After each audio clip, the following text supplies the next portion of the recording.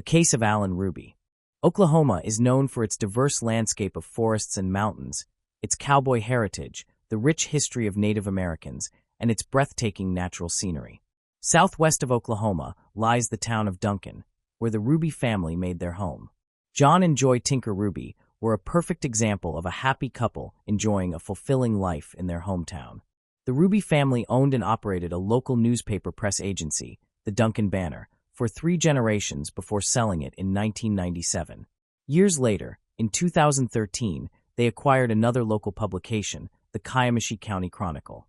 With their business flourishing, the Rubys led a prosperous and respected life, admired by everyone. John and Joy had 2 children, Catherine and Alan. Catherine was born on August 21, 1997, and from an early age, she showed signs of being intelligent, artistically talented, and hardworking. By the time she was 17, she was a standout on her high school volleyball team, known for her radiant smile. Her older brother, Alan, born on May 8, 1995, was 18 at the time and had just begun taking political science courses at the University of Oklahoma. Alan was outgoing and sociable, a stark contrast to his quiet and reserved younger sister. Unlike her, Alan loved being the center of attention, and his vibrant personality naturally drew people to him. He enjoyed having fun and living life to the fullest. Wealth mattered greatly to Alan, and he loved spending money on expensive things. He enjoyed shopping and purchasing luxurious items. During his free time, he frequently went on vacations using his parents' money. Like many wealthy individuals, Alan liked showcasing his lifestyle on social media by sharing stories and photos of luxury brands, expensive cars, and high-end fashion items. Even though he lived lavishly beyond his means, Alan delighted in others, believing he was wealthy and influential. Interestingly, despite his extravagant lifestyle, he preferred simple, affordable food from McDonald's over fine dining. He loved McDonald's and often tried different menu items, especially when visiting new countries. He would share these experiences with his followers, though few people were interested. He viewed himself as a public figure. A quick look at his posts and pictures made it clear he was very narcissistic. Alan's reckless spending habits were putting a significant strain on his family's finances. His parents were patient with him at first, but over time, they lost their tolerance. The family's publishing business was already struggling due to the shift toward digital media, and Alan's extravagant spending only made things worse. As the demand for print media declined, the family's resources diminished rapidly, leaving John and Joy to deal with the consequences of Alan's behavior. At first, his parents absorbed the financial burden by cutting back on their own expenses. Before I continue, I want to remind you that only a small percentage of people who watch my videos are actually subscribed. So if you enjoy my content, consider subscribing. It's free, and you can always change your mind later. Now let's move on with the video. However, they soon realized this wasn't enough and shifted their focus to reducing their children's spending, Catherine's and Alan's. That was when they discovered their son's spending had spiraled completely out of control. As a result, they made the difficult decision to stop supporting Alan financially. By the time they reached this decision, Alan's spending had become a serious problem. His love of shopping had turned into an addiction. He was unable to go a single day without buying something new and expensive. With no more financial support from his family, Alan became desperate and began taking advantage of the people around him. Tragically, he even targeted his own grandmother, tricking her into giving him her credit card information so he could continue funding his lavish lifestyle. The first thing Alan did after obtaining his grandmother's credit card details was take a trip to Paris, a city he adored, where he wasted time spending her money and flaunting his expensive purchases on social media. However, when Alan eventually grew tired of his spending spree in France, he returned home, but instead of receiving a warm welcome from his family, he was greeted by the police. Alan's father had reached his breaking point with his son's behavior. He had forgiven Alan's antics in the past, but things had gone far beyond acceptable. The final straw came when Alan stole over $5,000 from his grandmother, resulting in his arrest. Despite the seriousness of his actions, Alan received a relatively lenient sentence.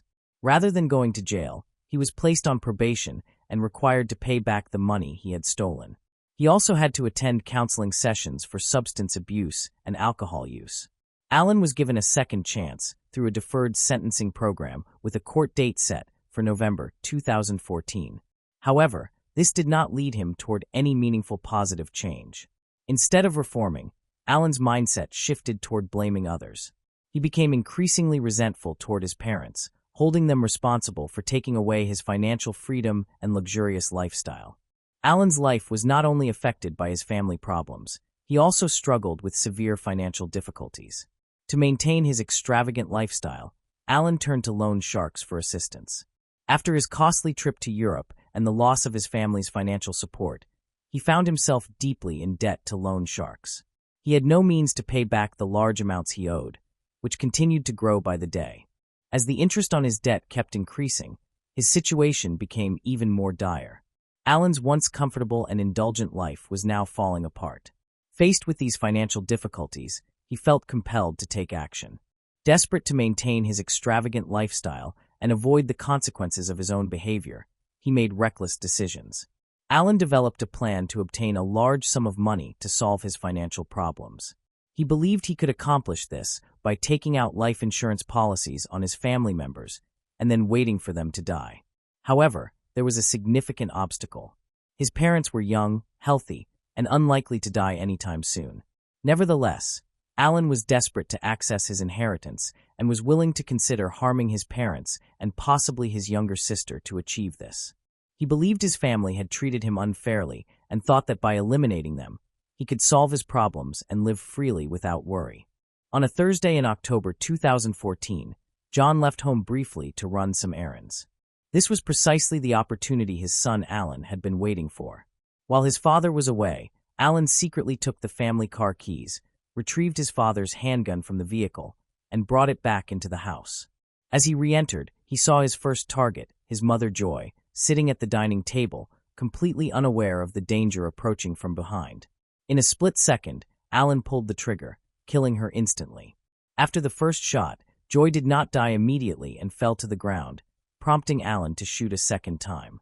Meanwhile, Alan's 17-year-old sister, Catherine, was outside working on her car. When she heard the gunshots, she ran inside to see what was happening. As she turned a corner, she encountered her brother holding a gun and pointing it at her.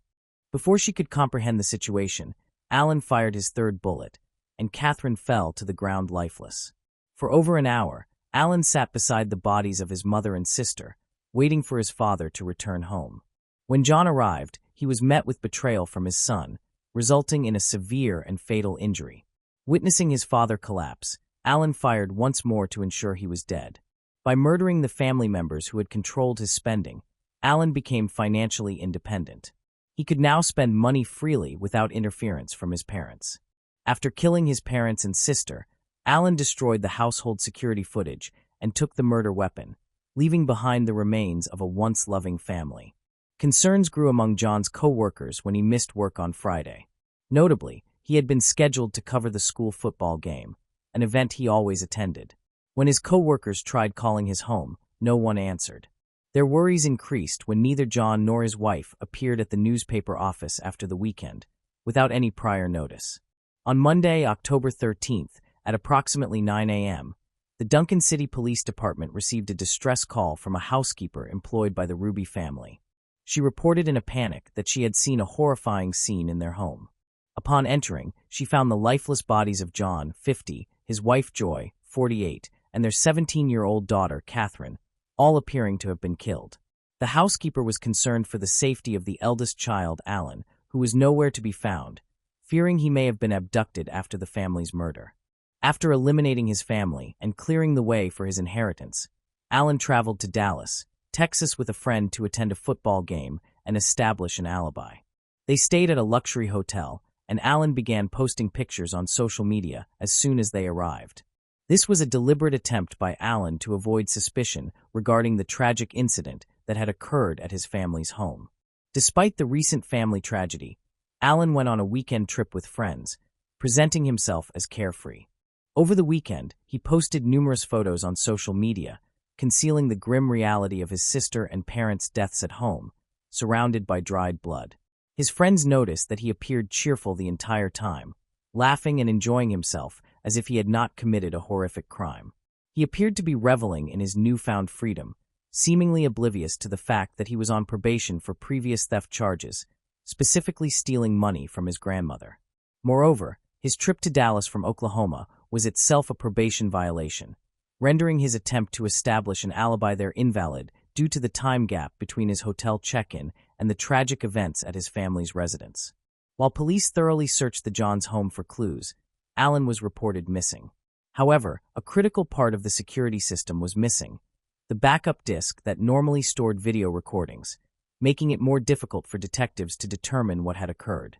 After just 2 days, the police finally located Allen, who had violated his probation by crossing state lines. As the investigation progressed, authorities also began examining whether Allen might have been involved in fraudulent activities. The investigation revealed that Allen had secretly obtained a credit card in his grandmother's name and racked up over $177,000 in charges, in addition to a $5,000 expense for a European vacation he had taken 2 years earlier. Allen had previously displayed aggressive behavior toward his mother during a heated financial argument, though his mother, Joy, chose to forgive him.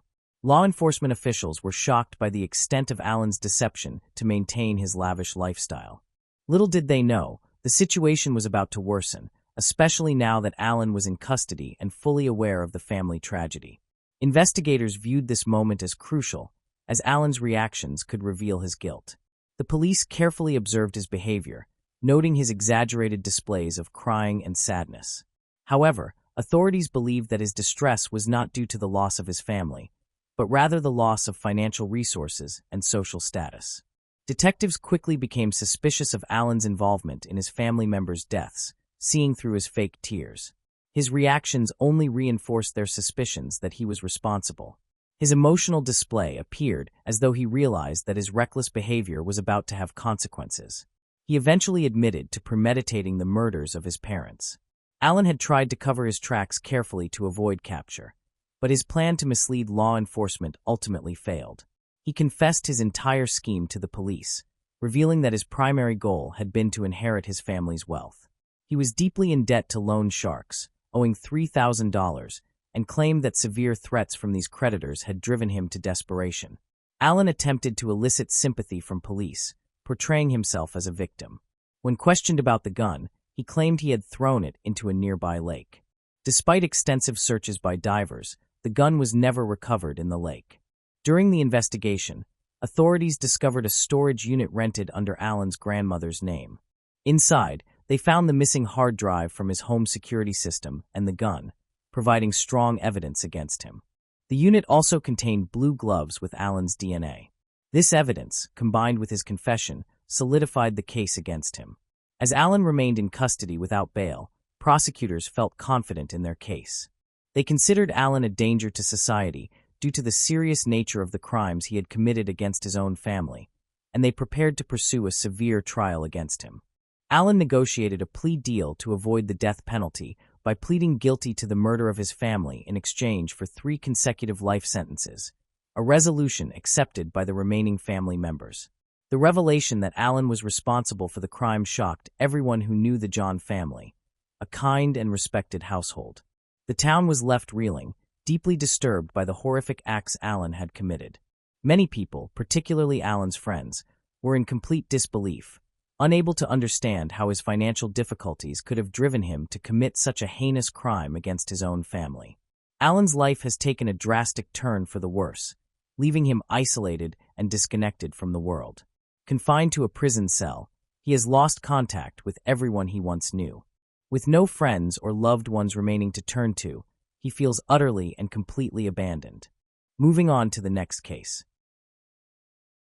The case of Marie Carlson. In 1974, a baby girl named Marie was born in the Philippines to an ordinary family. Concerned about her daughter's future, Marie's mother made the difficult decision to send her to the United States, believing that Marie would have better opportunities for success. As a result, Marie was placed in a foster family with a military background, where she met a young girl named Esther, who was the same age as her. The 2 girls quickly became close friends, unaware of a surprising fact that linked them together. What Marie didn't know was that her American foster father was actually her biological parent, making Esther her biological sister. As they grew older, the sisters left their parents' house and decided to start a new life together. They chose to settle in Florida, renting a cozy apartment near a karaoke club that soon became their favorite hangout spot. Marie Carlson's life was a vibrant reflection of her favorite color, pink. She had always believed that living a beautiful life was essential, surrounding herself with flowers and lovely things. But everything changed when she met Jeff and discovered a new, profound meaning in life: love.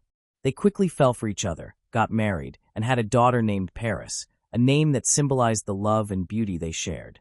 Despite their happy family life, Jeff remained an enigma. His past and last name were shrouded in mystery.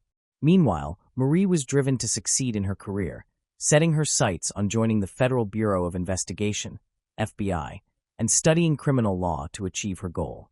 However, her journey was not without challenges. As she progressed in her career, the obstacles grew tougher, and despite her best efforts, she ultimately left the police service without realizing her dream. Marie's life took a devastating turn due to a mental health disorder that worsened over time. The trauma of being sexually abused as a child left her with deep emotional scars, making her daily life increasingly painful and straining her relationship with Jeff. The love they once shared began to fade, and their marriage eventually ended in divorce. The separation was difficult but necessary, as both Marie and Jeff prioritized the well-being of their daughter, Paris. They agreed that Paris would live with Jeff to escape the negativity that had been affecting their home. Despite the challenges, they completed the divorce paperwork amicably and with minimal drama. Throughout the long and difficult process, Marie and Jeff remained dedicated to making decisions that would benefit their daughter and continued to care for each other as friends. Marie was grateful for Jeff's support and made it a priority to spend quality time with Paris, never missing a birthday. Though she had faced many challenges, Marie remained determined and refused to surrender. Despite her struggles, she never lost hope. One day, she discovered what had been missing in her life: faith. This newfound faith led her to the Emerald Coast Church, founded by the charismatic pastor James Flanders and his wife Tanya. From the moment she stepped into the church, Marie felt a sense of belonging. The warm and welcoming atmosphere, combined with Pastor James Flanders' sincere and heartfelt sermons, made her feel at home. Marie began the process of recovering and healing from her past experiences, striving to make amends and move forward. The Flanders, known for their kindness and generosity, had created a sanctuary where people could find help and support. For Marie, the church became more than just a place of worship. It was a loving community that accepted her with open arms. Surrounded by the church's nurturing atmosphere, Marie began to heal and grow. With each passing day, she felt a sense of freedom and joy that she had never known before. She was no longer the lost and broken person she once was, but a strong and vibrant individual filled with hope and happiness. As she looked out at the sunny Florida landscape, Marie's eyes shone with a newfound radiance, reflecting the beauty and joy that had blossomed in her soul. The church was more than just a building. It was a community of people who genuinely cared for one another. For Marie, this small community became a second family, filled with love, light, and faith. From the outside, the church appeared ordinary, but inside, it felt like a warm and welcoming home. The people gathered there were united by their shared faith, and time seemed to stand still as they came together. Marie, however, was hiding a secret. She was pregnant, and the weight of this secret was crushing her. She felt ashamed and fearful, and only a few close people knew the truth. In June 2021, at the age of 37, Marie gave birth to her second daughter, Grace.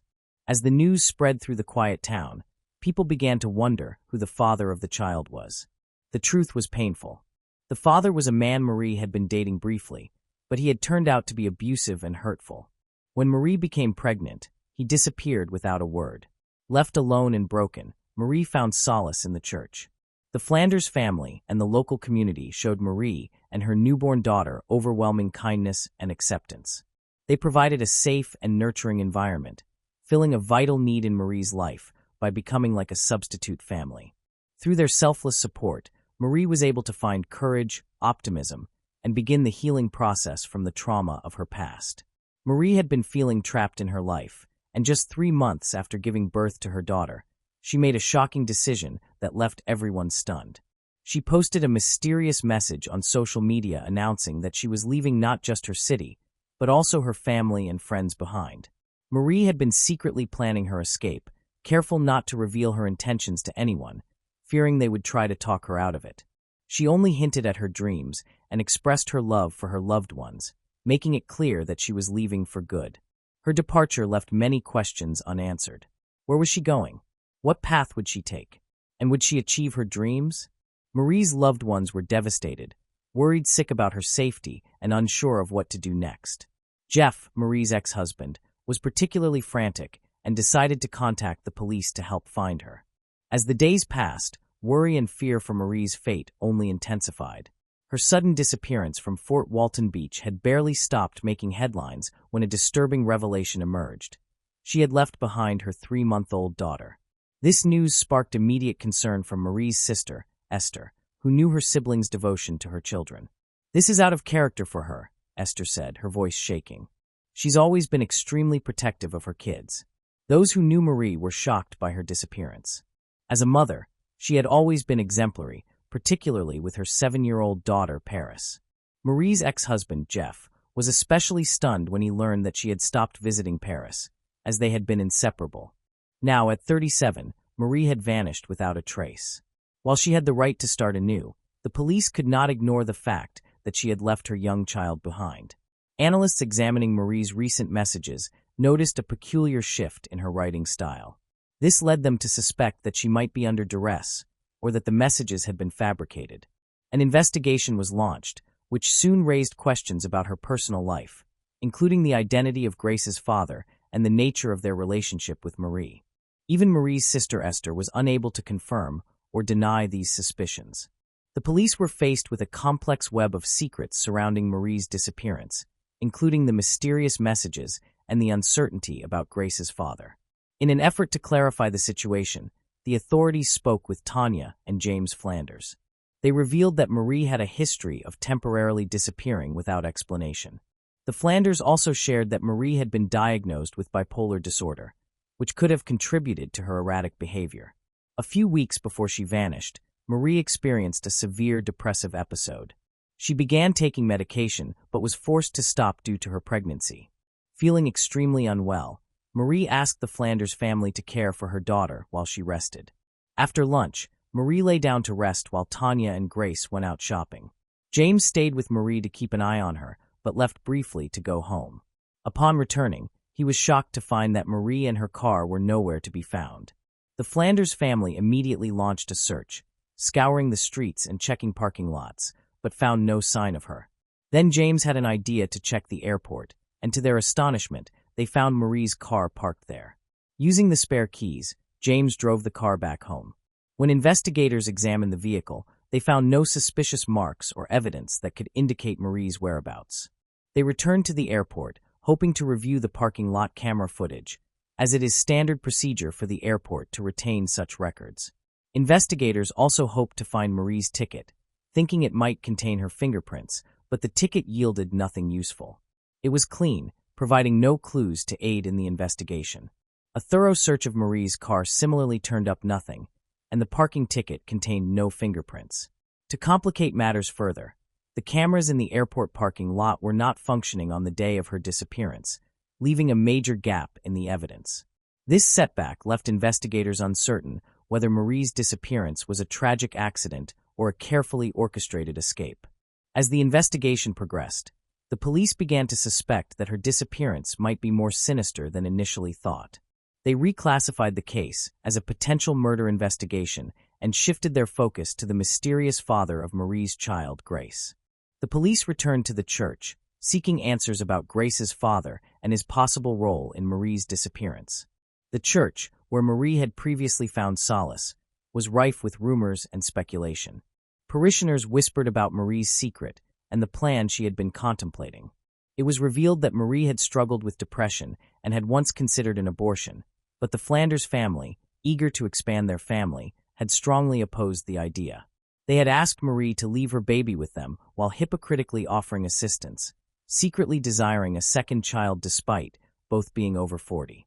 One parishioner claimed that Marie's baby, Grace, was a reward from above for the Flanders' good deeds. The situation shifted when Jeff, Marie's ex-husband, arrived with information that could clarify matters.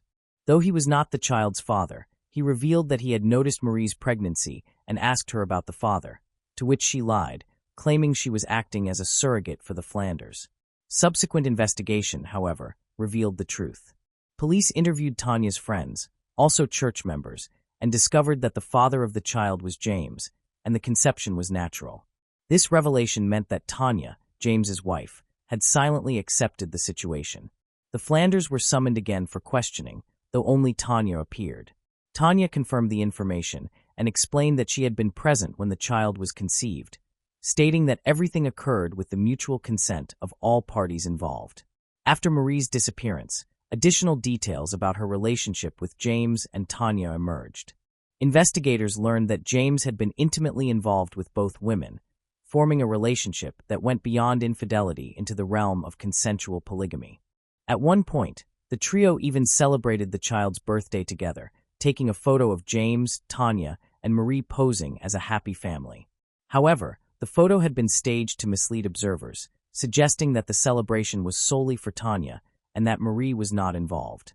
After questioning Tanya's friends further, investigators uncovered new information that revealed the true nature of their relationship. Although Tanya claimed that Marie had initially been content with the arrangement, it became evident over time that Marie's feelings had changed.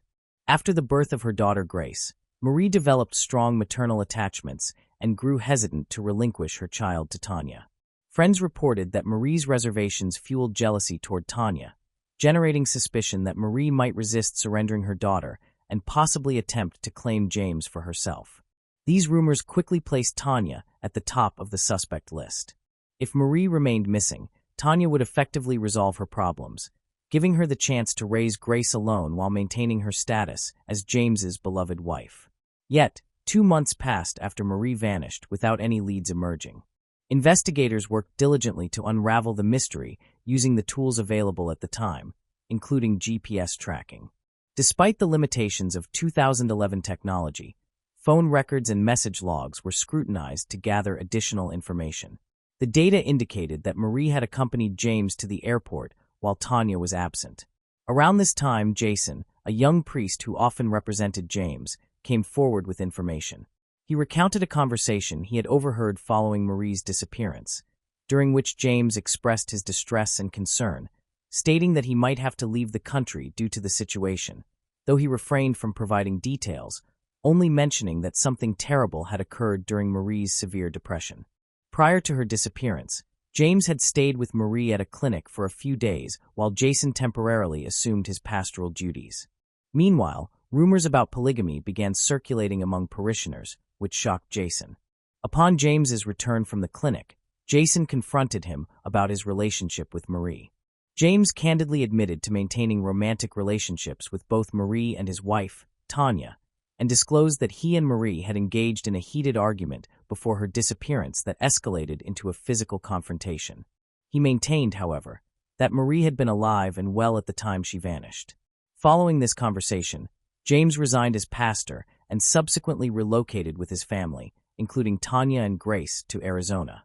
Shortly before their departure, Marie's family contacted the Flanders family to collect some of Marie's belongings, providing investigators access to her phone, which could contain critical information. The investigation was initially hindered because most data on James's phone had been deleted, but fragments were recoverable, including a video of James promoting precious metals. This discovery heightened suspicion, especially considering that the case took place in 2011, when digital evidence could be more easily erased and surveillance systems were less comprehensive. At that time, DNA detection technologies were still rudimentary, giving the impression that perpetrators could evade detection with relative ease. However, the field of digital forensics had advanced significantly, and it was this expertise that ultimately helped solve the case.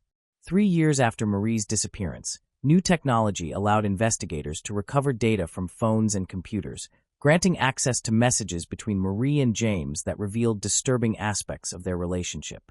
The recovered messages included explicit images, some taken inside a church, and Marie's emails to James expressed her deep desire to leave Fort Walton Beach, fearing the area was cursed.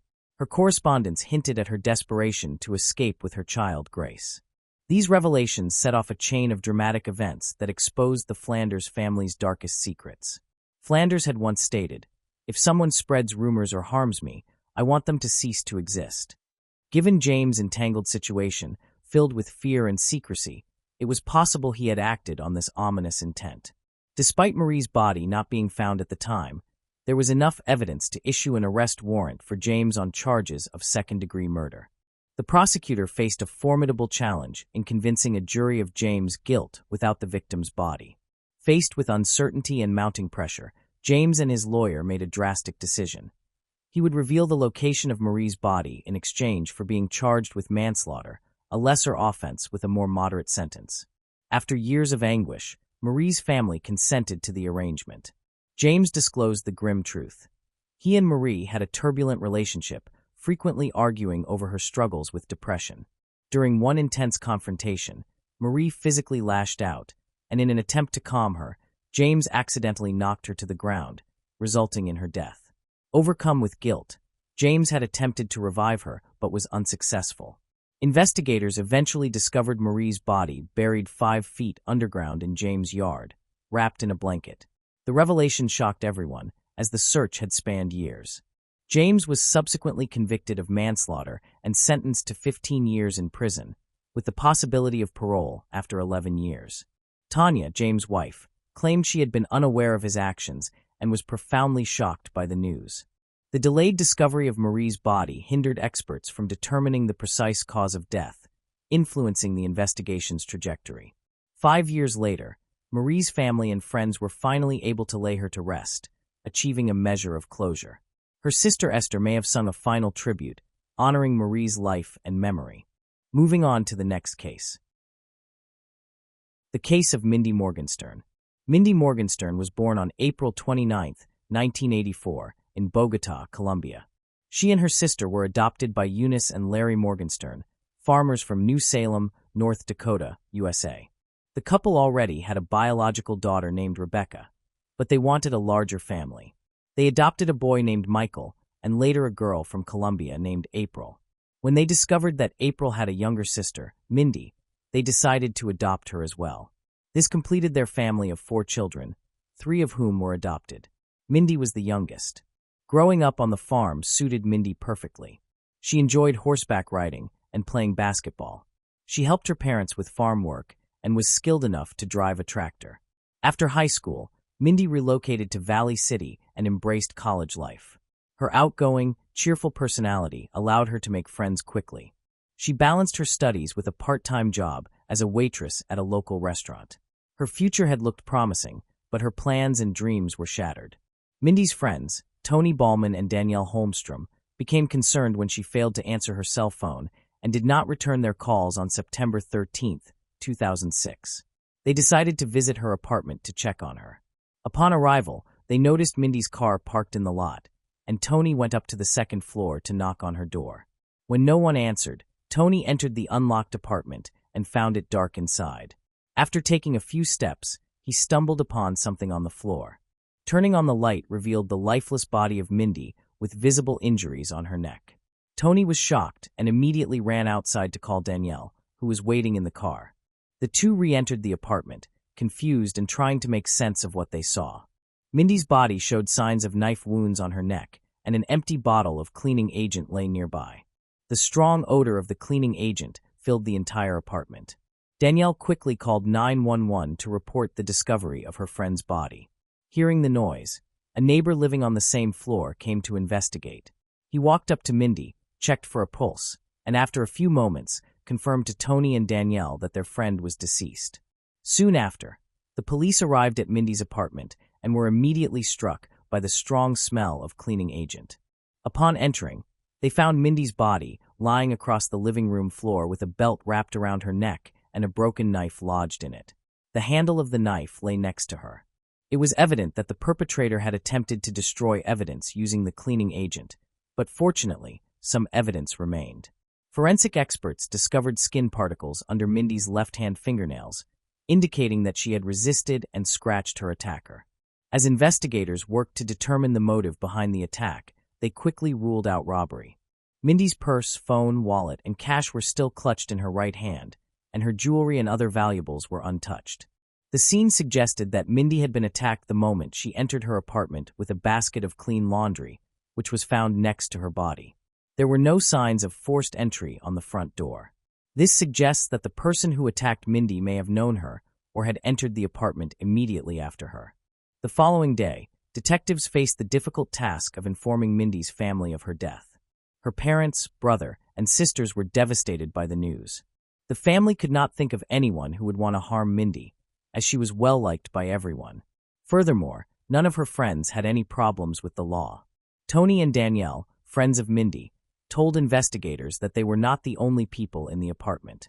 A neighbor from the same floor had entered Mindy's apartment after hearing their screams, checked her pulse, and confirmed that she was deceased. When questioned, the man claimed he had checked Mindy's pulse with the back of his hand to avoid leaving fingerprints on her wrist. This raised suspicions among investigators. This man's name was Robert Lind, and he had several scratches on his hands, making him a suspect. The police took Robert to the station for questioning. However, after reviewing his background and discovering his history of run-ins with the law, the number of questions increased.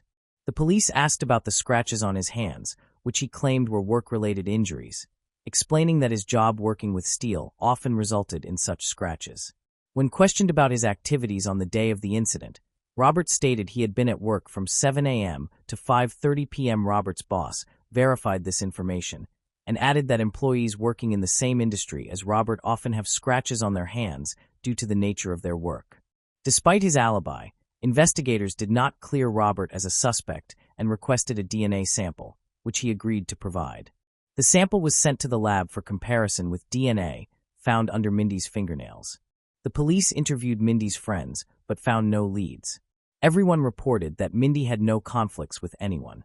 While waiting for DNA results, investigators spoke with other neighbors, including Mo Gibbs, a corrections officer from the Barnes County Jail. Mo lived in the same building as Mindy and was familiar with the investigators, so they hoped he might have noticed something unusual. As a corrections officer, Mo was likely more observant than the average person. He was married with a stepchild and lived in the apartment next door to Mindy. When he came to the police station for questioning, he brought his child, so one of the police kept the child while Mo answered questions. Mo reported serving in the Navy from 1990 to 1999. He was discharged after being convicted of assault, for which he served a prison sentence. Following his release, he had no further run-ins with the law. Before becoming a corrections officer, Mo worked as a college security guard. On the day before Mindy's death, Mo claimed to have worked a night shift. The next morning, he returned home and began loading boxes into his car in preparation for moving to a new apartment with his wife and stepdaughter. Mo stated that he did not notice anything unusual, though he did notice a strong smell of cleaning agent. However, he did not investigate the source of the smell due to being preoccupied with the move. Mo had scratches on his hands, which he attributed to injuring himself while carrying boxes. When questioned by police about whether he had ever been to Mindy's apartment, Mo replied that he had visited once to help Mindy carry a laundry basket. Investigators requested a DNA sample from Mo for comparison, and he agreed without hesitation. After providing the sample, he was allowed to leave. Investigators sought to speak with anyone who had a close relationship with Mindy. To do this, they visited the restaurant where she was employed and conducted interviews with her co-workers. During these conversations, they discovered that a particular individual had been making Mindy feel uneasy.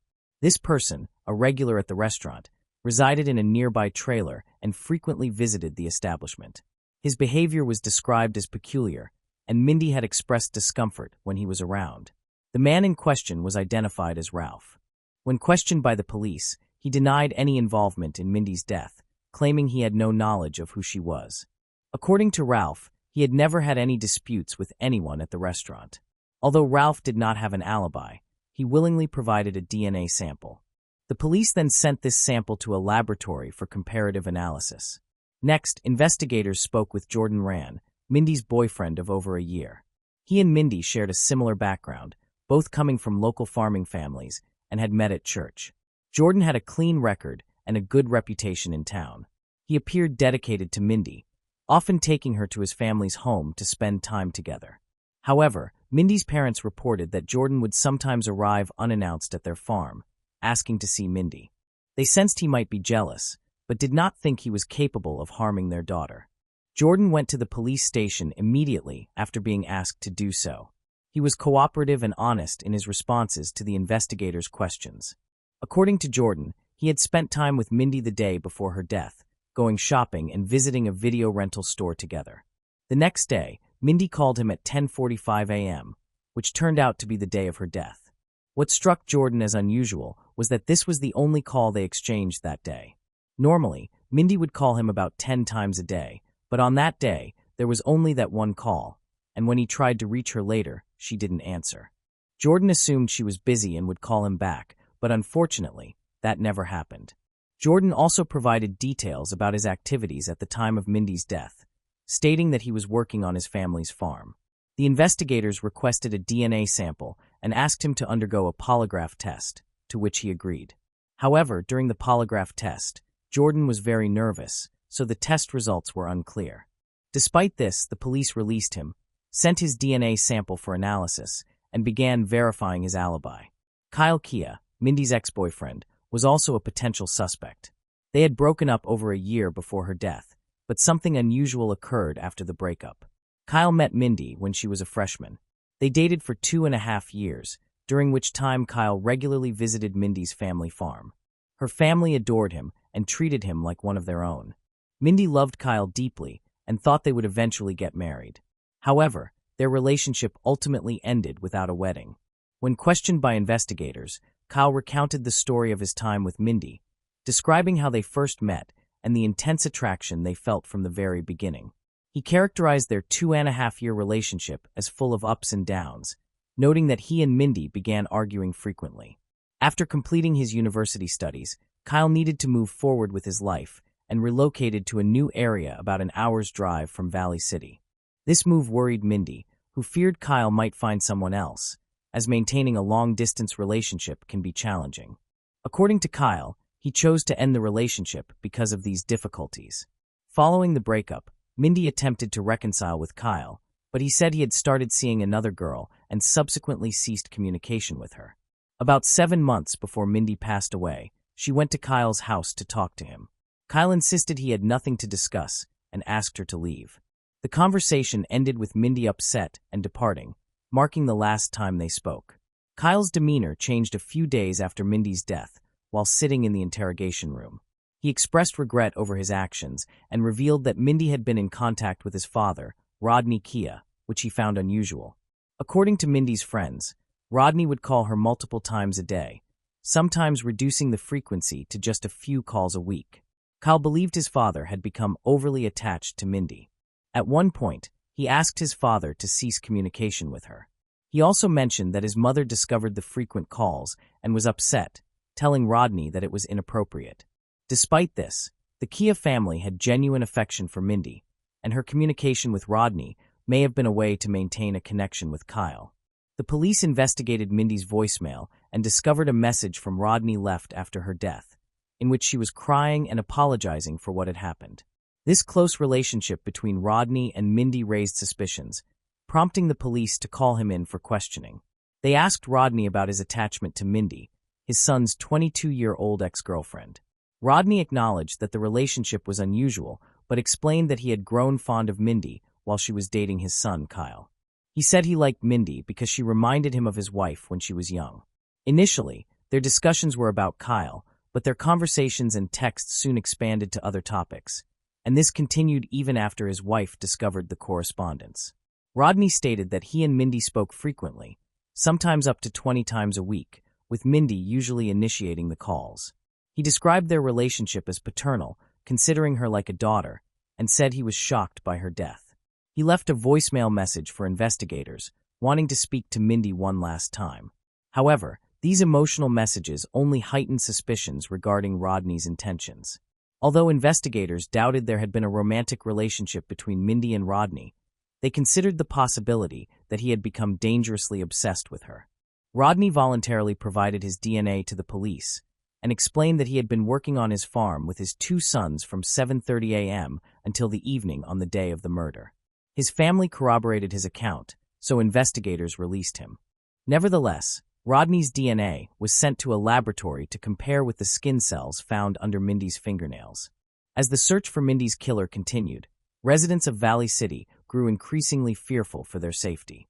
Many people were hesitant to leave their homes, knowing that the person responsible for Mindy's death remained at large. 6 days after Mindy's passing, her funeral was held. Due to the large number of attendees wishing to pay their respects, the service took place in the school gymnasium rather than the church. Undercover police officers attended the service, discreetly monitoring the crowd for any suspicious behavior, as they suspected Mindy's killer could be present. Authorities also asked attendees to take photos and videos of the gathering, hoping to capture unusual actions, but this effort produced no new leads. With no additional suspects, police awaited the results of DNA tests from the existing suspects. Investigators soon uncovered a critical lead. Upon analyzing the DNA found under Mindy's fingernails and entering it into the federal database, they discovered a match with a 2-year-old case in Fargo, North Dakota, approximately 75 miles from Valley City. In that earlier incident, the attacker had forced a woman to have sex with him. The DNA match confirmed that the same individual was responsible for both Mindy's murder and the prior assault, suggesting a high likelihood of recidivism.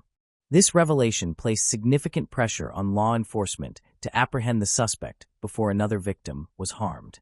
While the perpetrator's identity remained unknown, the connection to the Fargo case provided a vital lead in the investigation.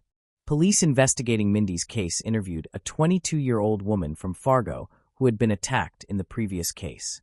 She had planned to become a teacher and had been out with friends at a bar, drinking and socializing on the night of the assault. She told her friends she needed to use the restroom, but her memories ended there.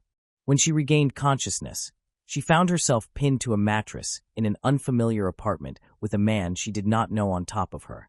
He had covered her mouth to prevent her from screaming, and she tried to resist. Surprisingly, the attacker eventually released her. She was left barefoot and disheveled, with her purse missing. The woman reported the incident to the police and described her attacker as a muscular African-American man, over 6 feet tall and weighing approximately 200 pounds. At the time, authorities were unable to locate the perpetrator, but they collected his DNA and entered it into the federal database. The case remained unsolved for 2 years.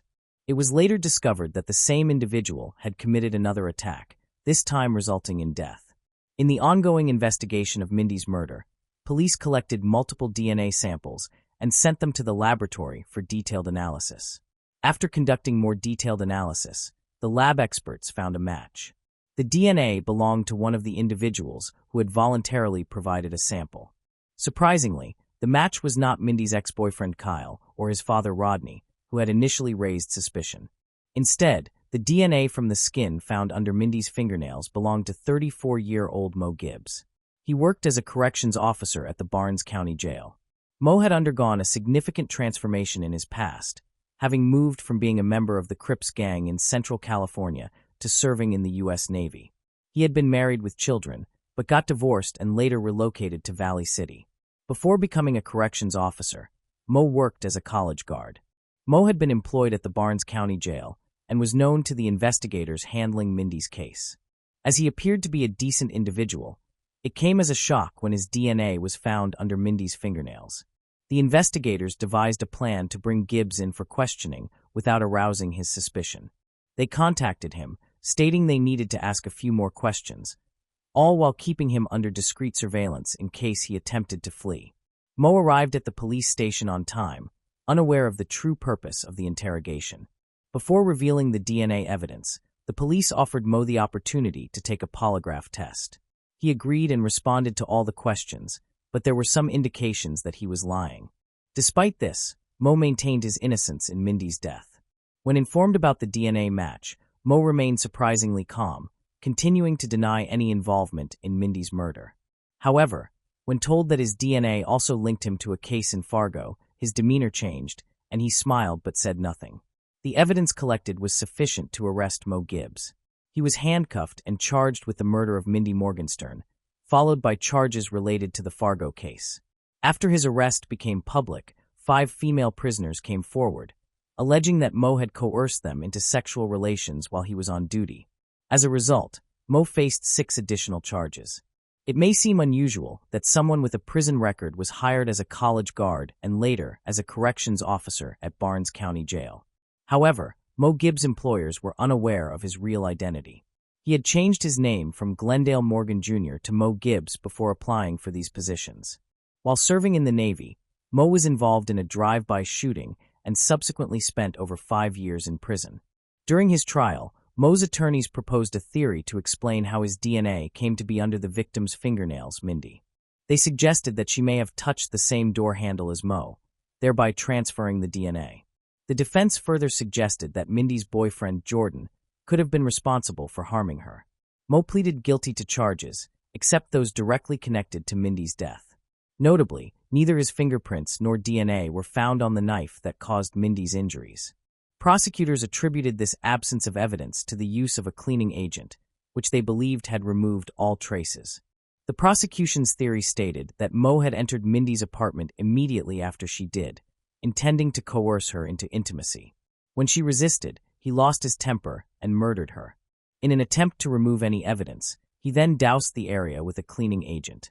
Mo maintained that if he had been responsible for Mindy's death, he would not have willingly provided a DNA sample.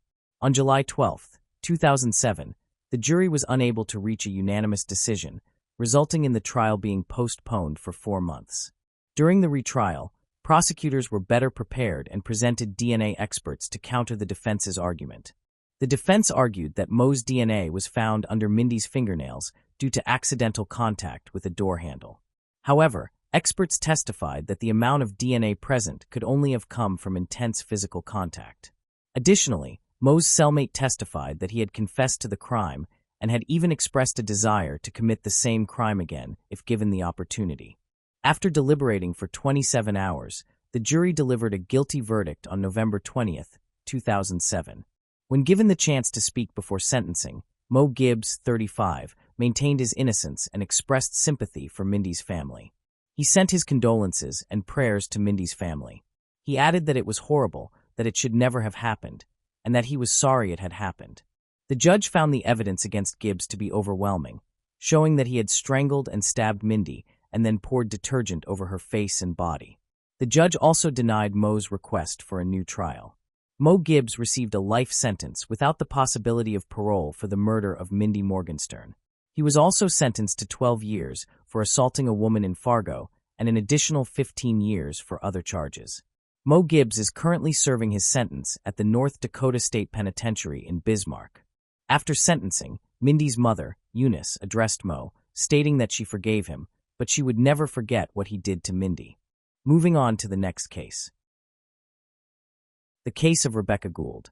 Rebecca Gould was born on April 28, 1982, in the small town of Melbourne, Kansas, USA, to parents who were in the process of divorcing. Rebecca, along with her 3 sisters, was raised by her mother but still kept a relationship with her father. The Gould sisters share a close bond. They went through a difficult childhood, which drew them closer together. Among the sisters, Rebecca and her youngest sister, Danielle, are the closest. Seeking a better life and the chance to pursue a university education, Rebecca made the decision to leave her hometown and move to Fayetteville, Arkansas. There, she enrolled in a community college and worked part-time. Danielle later moved to Fayetteville to live with her sister. She supported Rebecca in taking care of the family and in following her goal of earning a university degree. One day, during a visit back to her hometown, Rebecca met Casey, whom she noticed and sensed something different about. They began dating and slowly fell in love. Although they lived far apart, she and Casey shared beautiful moments together. The relationship between Rebecca and Casey continued to strengthen. On the morning of September 20th, Rebecca was scheduled to drive to Melbourne to pick Casey up from his job at a fast food restaurant. After buying coffee and sandwiches, she chose to return to the mobile home and take a nap before heading back to Fayetteville. Meanwhile, Danielle was at Casey's house waiting for Rebecca to pick her up. Rebecca and Danielle had planned for Rebecca to collect Danielle at noon. However, Danielle attempted to call and text Rebecca but was unable to reach her sister. Danielle then chose to call Rebecca's friends, but still received no information. Danielle grew increasingly concerned. She decided to go to the police station to report Rebecca missing. The police began looking into Rebecca's disappearance by questioning possible witnesses. The first person they selected to question was Casey, the last person to have seen Rebecca alive. The detectives went to the restaurant where Casey worked and questioned him about Rebecca. Casey stated that he had slept over at a friend's house and went directly to work the next morning without seeing Rebecca, as he normally did. He assumed Rebecca had already left town with Danielle earlier. Even though Casey had an alibi, the police still viewed him with suspicion. They found it odd that he had left his dog at home alone to spend the night at a friend's place. Additionally, why would he choose to sleep over at a friend's house on the night before his girlfriend was leaving? This was one inconsistency in Casey's account that the police noticed. The police thoroughly searched the mobile home where Casey lived and where Rebecca was last seen. They detected a persistent smell of bleach, seemingly used to hide some type of event. Rebecca's belongings remained in place, but the bed was in disorder and the sheets were crumpled. One of them showed bloodstains. Forensic tests confirmed that the blood belonged to Rebecca. Casey quickly became a suspect. However, he had a solid alibi. Several witnesses had personally seen Rebecca driving him to work on Monday morning, and from 8:30 to 4:30, Casey was consistently present at the restaurant. The investigation reached a dead end until a call came from a passerby. A week later, a passerby discovered the body of a young girl, brutally mutilated and left at the bottom of a shallow ravine outside the city. Police thoroughly searched the surrounding area for traces and physical evidence. It was not difficult to identify the murdered girl as Rebecca Gould. She was wearing the same t-shirt and underwear she had last been seen in while alive. An autopsy later revealed that her death had occurred around 7 days earlier, on the same Monday, September 20th, when Casey had spent the night at a friend's house.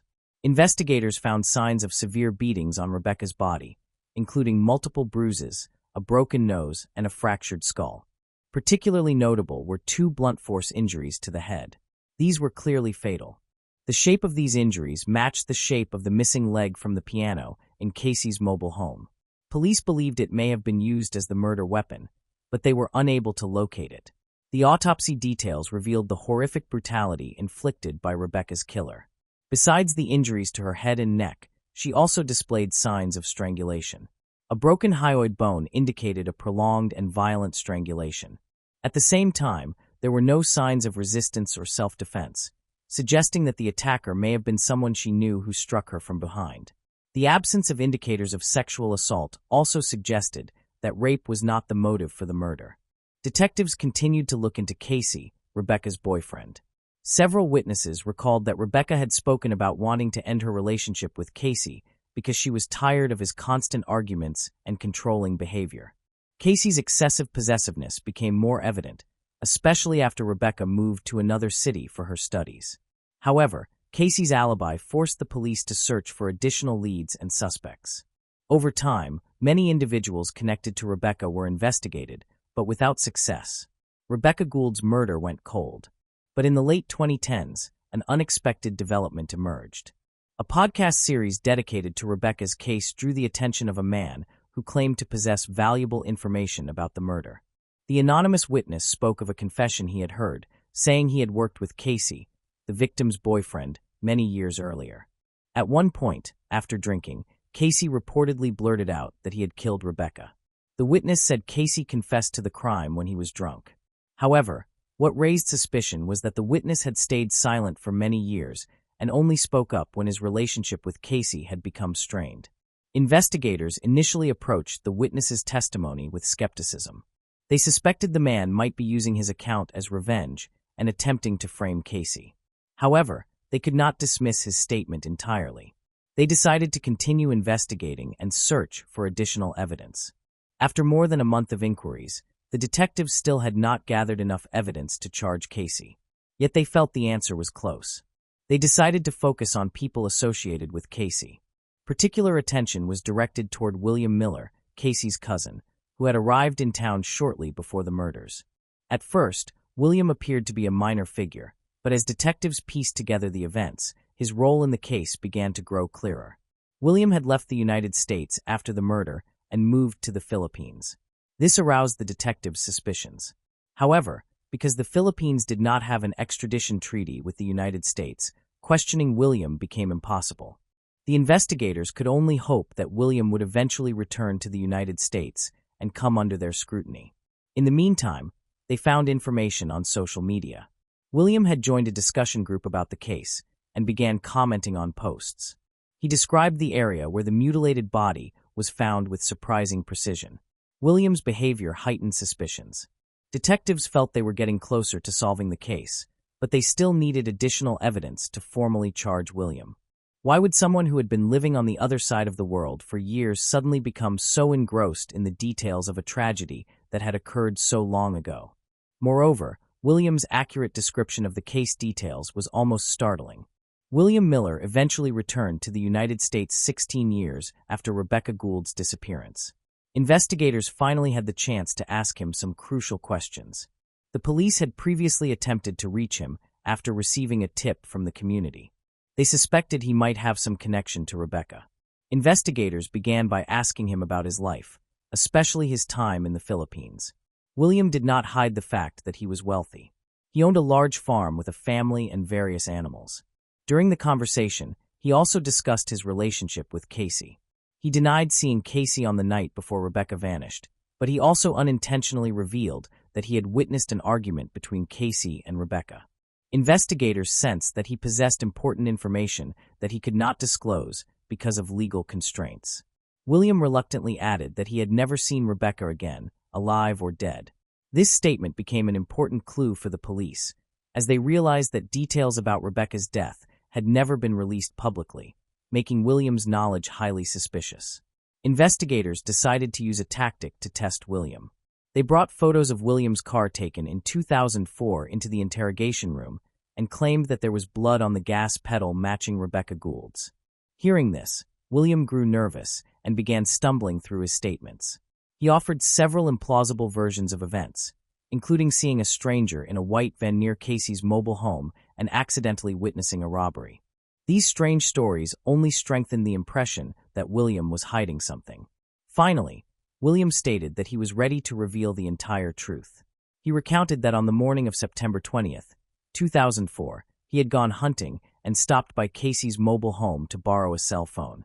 Rebecca, who was inside, sensed no danger and opened the door for William. William suddenly lunged at Rebecca, knocking her to the floor, and began beating her with his fists and whatever objects he could grab. He picked up a broken piano leg and repeatedly struck the defenseless Rebecca on the head. To make sure she was dead, William strangled her with a pair of tights he found in the room. After killing Rebecca, William wrapped her body in a suitcase, mopped the blood-stained floor, stuffed the blankets and sheets into the washing machine, and flipped the mattress over to conceal the evidence. He carried Rebecca's body out of town and dumped it into the nearest ravine. Investigators who listened to this disturbing confession were haunted by a simple question. Why? What drove this apparently respectable family man to commit such a horrific crime? William insisted that he had no intention of raping Rebecca and that there was no romantic or sexual relationship between them. He had not robbed her and held no personal grudges or resentment. The reason, he claimed, was a sudden outburst of rage triggered by the vulnerability he perceived in Rebecca. Rebecca had not said anything offensive or done anything wrong. She had simply been in the wrong place at the wrong moment. For years, William Miller had bragged about his crimes and mocked the police. Joining the online group became a game to him, a chance to prove his superiority over the law once again. However, was Rebecca Gould truly William's only victim? This became the central question for the detectives. To gather more information, they resorted to a deceptive tactic. They believed it might help them uncover the truth. When they told William that they were aware of other murders carried out in a manner similar to Rebecca's, William began crying and pleading for mercy. He then revealed a series of new details about his crimes, shocking the investigators. According to William, he was not a solitary killer, but a genuine predator. At least 5 lives had been taken by his hands. The victims were mostly young women, including prostitutes and hitchhikers. William would pick them up along the highway, lure them to remote spots, and then murder them brutally. William did not rape these women. Instead, he took pleasure in the act of killing itself. He watched life drain from the eyes of his captives, relishing their fear and anguish. Then, he would strangle them using their own clothing. The detectives listened closely to William's confession, horrified. They realized they were dealing with an active serial killer, someone who could help them solve numerous cases. However, they also doubted the accuracy of William's claims. To check the truth, they asked William to provide more specific details about his victims and the burial sites. William gave some information, but it lacked precision. He offered brief descriptions of the victims, but did not provide clear locations or dates of the murders. In the end, the detectives relied on a rough map that William marked with several possible locations where the victims' remains might be found. William's testimony remained valuable nonetheless. The detectives knew they faced months, if not years, of difficult work and meticulous analysis ahead. They would need to search for missing bodies, compare DNA, and identify the victims. The most crucial point was that William would ultimately go to prison and never be able to harm anyone again. William had revealed too many details that only the killer could have known. His testimony aligned perfectly with the autopsy results and the circumstances of the crime scene. In November 2022, more than 5 years after William Miller was arrested, the case finally came to an end. William was charged with the premeditated murder of Rebecca Gould. However, investigators lacked sufficient evidence to charge him with additional crimes. The court chose to focus on the 16-year-old murder case. The prosecutor argued that a life sentence was fitting for William. They believed he was no longer a human being, but a killer who posed a direct threat to society. The prosecution insisted that if William were released, even for a single day, he would undoubtedly commit more crimes. In contrast, William's lawyers emphasized that he was not responsible for his actions because of his mental illness.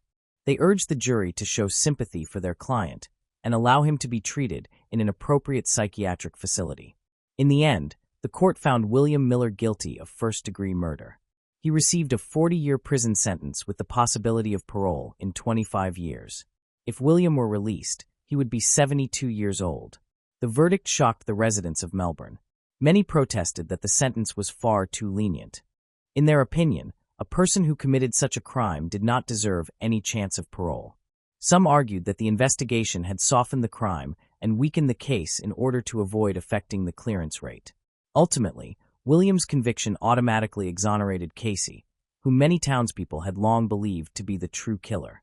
Despite the skepticism and outrage, the fact remains that one of the most well-known and mysterious murders in Melbourne's history had finally been solved.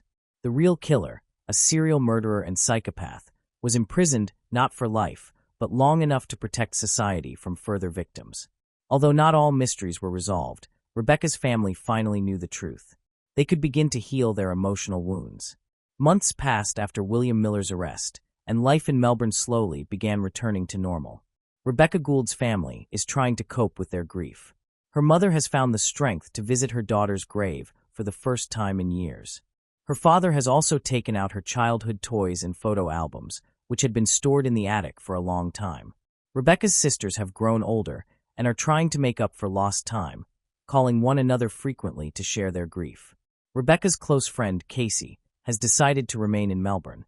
He feels he must prove that he can build a new life despite the pain and loss he has endured. He seldom visits the old mobile home, which holds so many painful memories. But when he has the chance, he brings white roses to the door, Rebecca's favorite flower. William Miller, who inflicted such pain on Rebecca's family, appears to have accepted his fate in prison. He behaves quietly, trying not to attract unnecessary attention. He willingly speaks with a psychiatrist and takes his prescribed medication. However, from time to time, a strange smile crosses his face, as if reflecting something dark that has long been hidden beneath a mask of kindness. This story stands as evidence of the inevitability of justice. At times, it may seem that evil is prevailing and criminals escape punishment, but in reality, they do not. Sooner or later, judgment reaches all those who have crossed the bounds of humanity, and when it comes, there is no turning back, only bitterness, isolation, and the weight of guilt to carry until the end. Moving on to the next case. The case of Rhonda Casto. Stephen and Rhonda, both 23, embarked on a hike along the Eagle Creek Trail. Before they started, Rhonda took a photo of Stephen with her cell phone and jokingly texted her mother, saying he might either propose to her or push her off a cliff. The weather was lovely as they continued their walk. However, Stephen later reported that Rhonda's behavior became strange. She asked him what he would do if something happened to her, and if he would care for their daughter. He reassured her that he would. As the weather started to deteriorate, Stephen suggested they head back, but Rhonda did not turn back. Instead, she wrapped a towel around her shoulders and began running down the narrow, slippery path. Stephen alleged that Rhonda lost her footing and fell about 150 feet down the Eagle Creek Trail. After her fall, Stephen claimed he hiked down to the ravine where she landed, but he had no cell service. He tried to call 911 but couldn't get through, so he left her behind, holding her body until he had to leave. Stephen says he hiked to the trailhead, where he finally reached emergency services for help. Later that day, rescuers retrieved Rhonda's body. However, Rhonda's family reported that Stephen showed no emotional response during her memorial service. Stephen disputes this, claiming he was overwhelmed with grief and continuously crying, but often withdraws from others when deeply upset. Following Rhonda's death, Stephen quickly gathered his and his daughter's belongings and relocated to the other side of Oregon to be closer to his own family. This sudden move raised suspicions among Rhonda's family, who began questioning what had transpired between the couple in the moments leading up to Rhonda's death. In 2006, Stephen moved from the United States to China with his young daughter. This bold move marked a fresh start for both of them. Having previously lived in China during his first marriage, Stephen was drawn to the country and its people. He chose to settle in Wuyi, a city about 75 miles outside of Shanghai. Stephen's decision to teach English to Chinese business people proved to be a great opportunity. His daughter, too, quickly adapted to her new life in China, becoming fluent in Mandarin within just 2 months. Both Stephen and his daughter thrived in their new surroundings. During his time in China, Stephen met and fell in love with Landy Enyan. Landy formed a strong bond with his daughter, Man, taking on a motherly role that brought them closer together. Stephen was deeply grateful for Landy's influence in his daughter's life. After a year of dating, Stephen proposed to Landy, and she happily accepted. In February 2015, Stephen and his daughter returned to the United States where the couple planned to get married. Stephen and his fiancée planned to hold 2 wedding ceremonies, one in America and one in China, to include their families and friends from both countries. Stephen and his daughter arrived in the United States a day before his fiancée, flying into San Francisco to catch a connecting flight to Oregon. As they exited the plane, an officer approached Stephen, telling him they needed to detain him due to an issue with his luggage. The police soon arrived, taking Stephen into custody and separating him from his daughter. What Stephen didn't know was that during his time in China, detectives had been working tirelessly to investigate Rhonda's death. The suspicious circumstances surrounding her fatal fall from Eagle Creek had led them to continue their inquiry, ultimately concluding that Stephen was responsible for her death. Rhonda's mother played a crucial role in keeping the investigation into her daughter's murder open, regularly contacting detectives for updates. Eventually, the police arrested Stephen at an airport for Rhonda's murder and extradited him to Oregon. When questioned, Stephen claimed he thought he was dreaming and hoped to wake up at home in China with his girlfriend, Landy. Unfortunately, his nightmare was reality. Initially, Stephen's bail was set at $2 million, and he spent 14 months in jail awaiting trial. However, the judge later reduced his bail to $250,000, which his attorney secured, and Stephen was released with an ankle monitor. Rhonda's family was overjoyed to learn of Stephen's arrest, knowing justice was finally being served. The arrest brought relief and comfort to Rhonda's loved ones, who had been grieving her loss for years. Stephen's attorney then conducted experiments at Eagle Creek Trail, where Rhonda died, to argue in court that her death was an accidental slip rather than a push by Stephen. The Eagle Creek Trail, where Rhonda fell to her death, is one of the most popular hiking spots in the Columbia River Gorge, known for its breathtaking beauty. During Stephen's preliminary hearings, the medical examiner who performed Rhonda's autopsy revealed a crucial piece of evidence. All of Rhonda's injuries were below the waist. This finding was key to Stephen's defense, as it suggested that Rhonda might have taken her own life. The defense team argued that Rhonda's injuries, including her broken pelvis, were consistent with a feet-first fall rather than a head-over-heels tumble, which would indicate that she was pushed. Additionally, they presented notes from Rhonda's therapy sessions, which showed that she was depressed but never expressed suicidal thoughts. Rhonda had previously stated that her relationship with Stephen was unloving. The defense team used this, along with her history of depression, to suggest that Rhonda might have intentionally taken her own life. By presenting this evidence, they hoped to discredit the prosecution's claim that Stephen had pushed Rhonda, resulting in the injuries that ultimately led to her death. Stephen claimed that Rhonda had suffered from depression and had attempted suicide multiple times before they met. But Rhonda's family disputed this and accused Stephen of lying. They suggested that Stephen was trying to shift the blame onto Rhonda for her death, to distract from his own role in her murder. Stephen also stated that Rhonda had struggled with drug addiction since she was 12, claiming that she had experimented with various substances. However, the medical examiner's report only found slight traces of marijuana, and the prescription medication Rhonda was taking for anxiety and depression, which she had been experiencing due to postpartum depression. During the preliminary hearings for Rhonda's murder, disturbing evidence came to light, implicating Stephen in her death.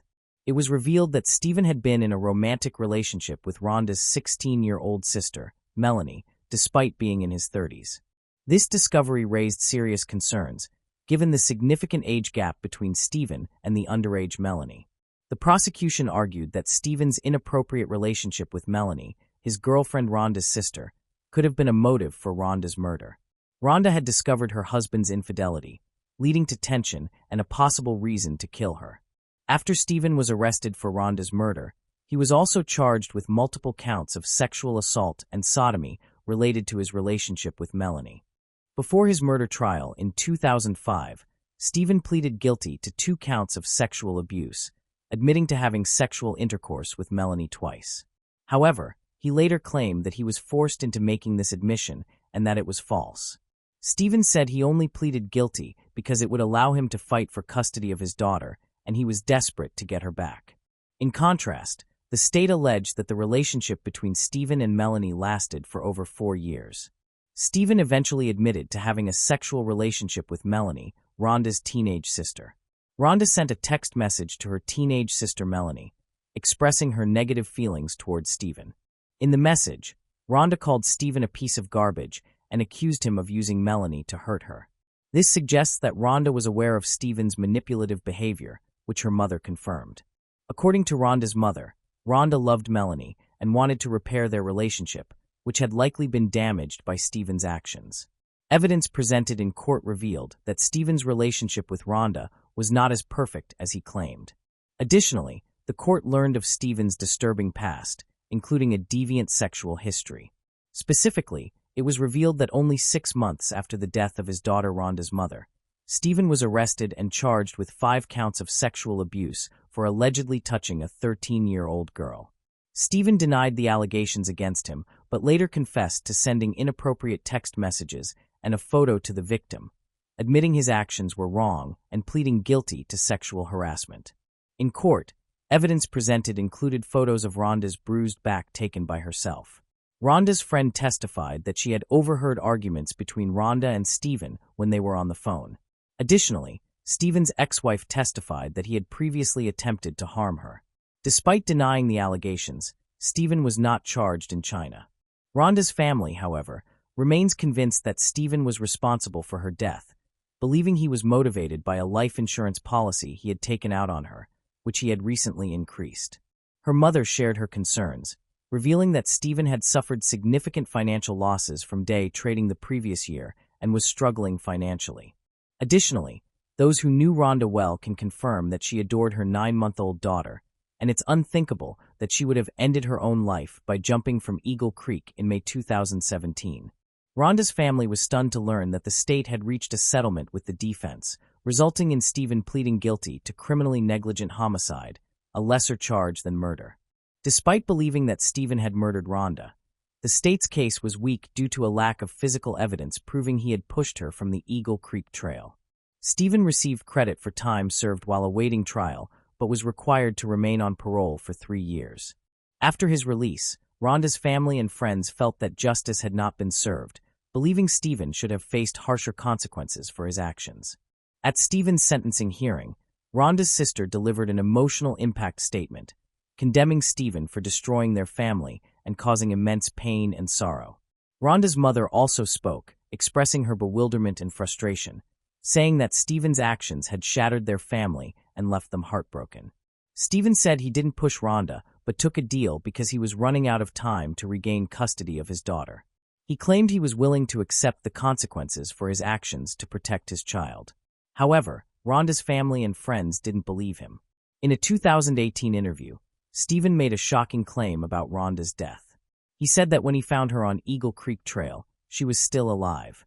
The interviewer asked if Stephen had ended Rhonda's life to to spare her further suffering. Stephen responded by asking a hypothetical question. If you shoot a suffering fellow soldier to end their pain, is that murder? He suggested that in some cases, such an act could be seen as justified, although still a form of homicide. While Stephen never directly admitted to harming Rhonda, his comments hinted at the possibility of his involvement in her death. Rhonda's mother applied for Social Security survivor benefits in 2017 on behalf of Rhonda's infant daughter. She claimed the child lived with her and promised to use the funds solely for the baby's care. However, the state accused her of fraud, alleging that between 2010 and 2014, the child actually lived with her father, Stephen, not with Rhonda's mother as claimed. The state charged Rhonda's mother with stealing nearly $40,000 in government funds over 5 years. Her defense team argued that she was trying to prevent Stephen from gaining custody of his daughter and accessing a $1 million life insurance policy he had taken out on Rhonda's life. The defense also highlighted Rhonda's mother's struggle with depression, which worsened after Rhonda's death. They claimed that she used marijuana to cope with her grief, which impaired her judgment and clouded her thinking. Rhonda's 53-year-old mother was sentenced to a month in a halfway house and 3 years of probation for stealing government funds. She had pleaded guilty to the crime and was also ordered to repay the $39,100 she stole. Rhonda and Stephen's daughter was placed in foster care in October 2015 after the Department of Human Services took custody of her. This happened because Stephen pleaded guilty to sexually abusing a 13-year-old girl, which led an Oregon court to terminate. Moving on to the next case. The case of Ricky Neve. After 28 years, DNA from the clothes worn by 6-year-old Ricky Neve on the day of his tragic death matched that of James Watson, who had been a teenager at the time and had successfully evaded justice for so long. Despite her harsh way of raising her children, Ricky's mother seemed burdened with remorse and guilt for her actions, driving her to seek justice for her son's murder. Ricky's sisters were also determined to unravel the mystery and bring the killer to justice. But what exactly happened in the household where Ricky and his sisters were raised, and what events occurred on the day of Ricky's murder, allowing the perpetrator to escape the law's grasp for so long?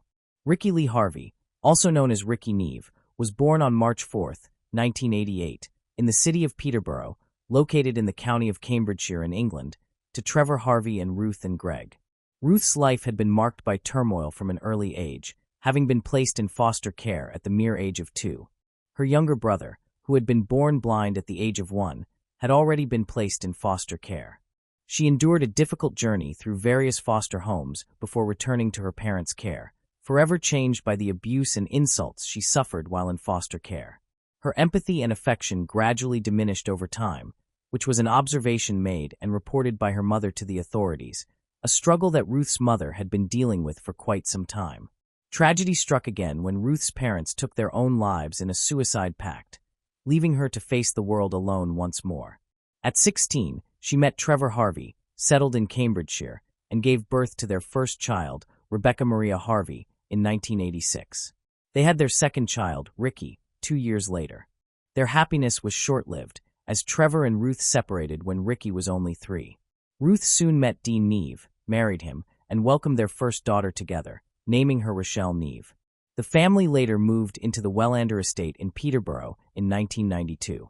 Ruth decided to change Ricky's surname to match her new husband, and he was now known as Ricky Neve. Sometime later, they welcomed another daughter, naming her Sheridan Neve. They lived on Red Mile Walk, a part of the Welland estate notorious for its association with crime and drug use. Unfortunately, the family's new home was fraught with challenges, as Dean Neve was a notorious drug dealer and Ruth had succumbed to addiction. She would spend a substantial amount on drugs to the point of neglecting her children's basic needs.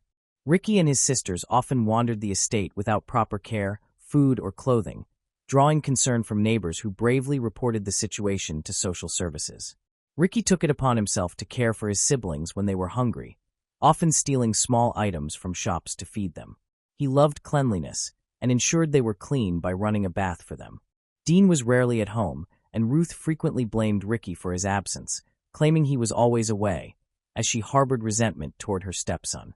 This made her begin hating Ricky, as she would write to Dean during his prison stints about how she had hurt him by punching him and burning him with matches, and how she even wanted to kill him. She hated him even more, claiming that he would always laugh at her. The neighbors, who often saw the children outside, had no idea what truly occurred in that house. Ruth tormented and degraded the innocent children, frequently burning them with cigarettes and hurling insults at them. At one point, she even wrote "idiot" on their foreheads and forbade them from removing it. She would force them to stand for long periods while smacking them on the head. She sent them to buy her drugs, even after starving them. An allegation surfaced that she had been seen dangling Ricky by his ankles over a bridge. On one occasion, she forced Ricky to swallow liquid soap, and as he struggled to breathe, he managed to say, "I love you, Mommy."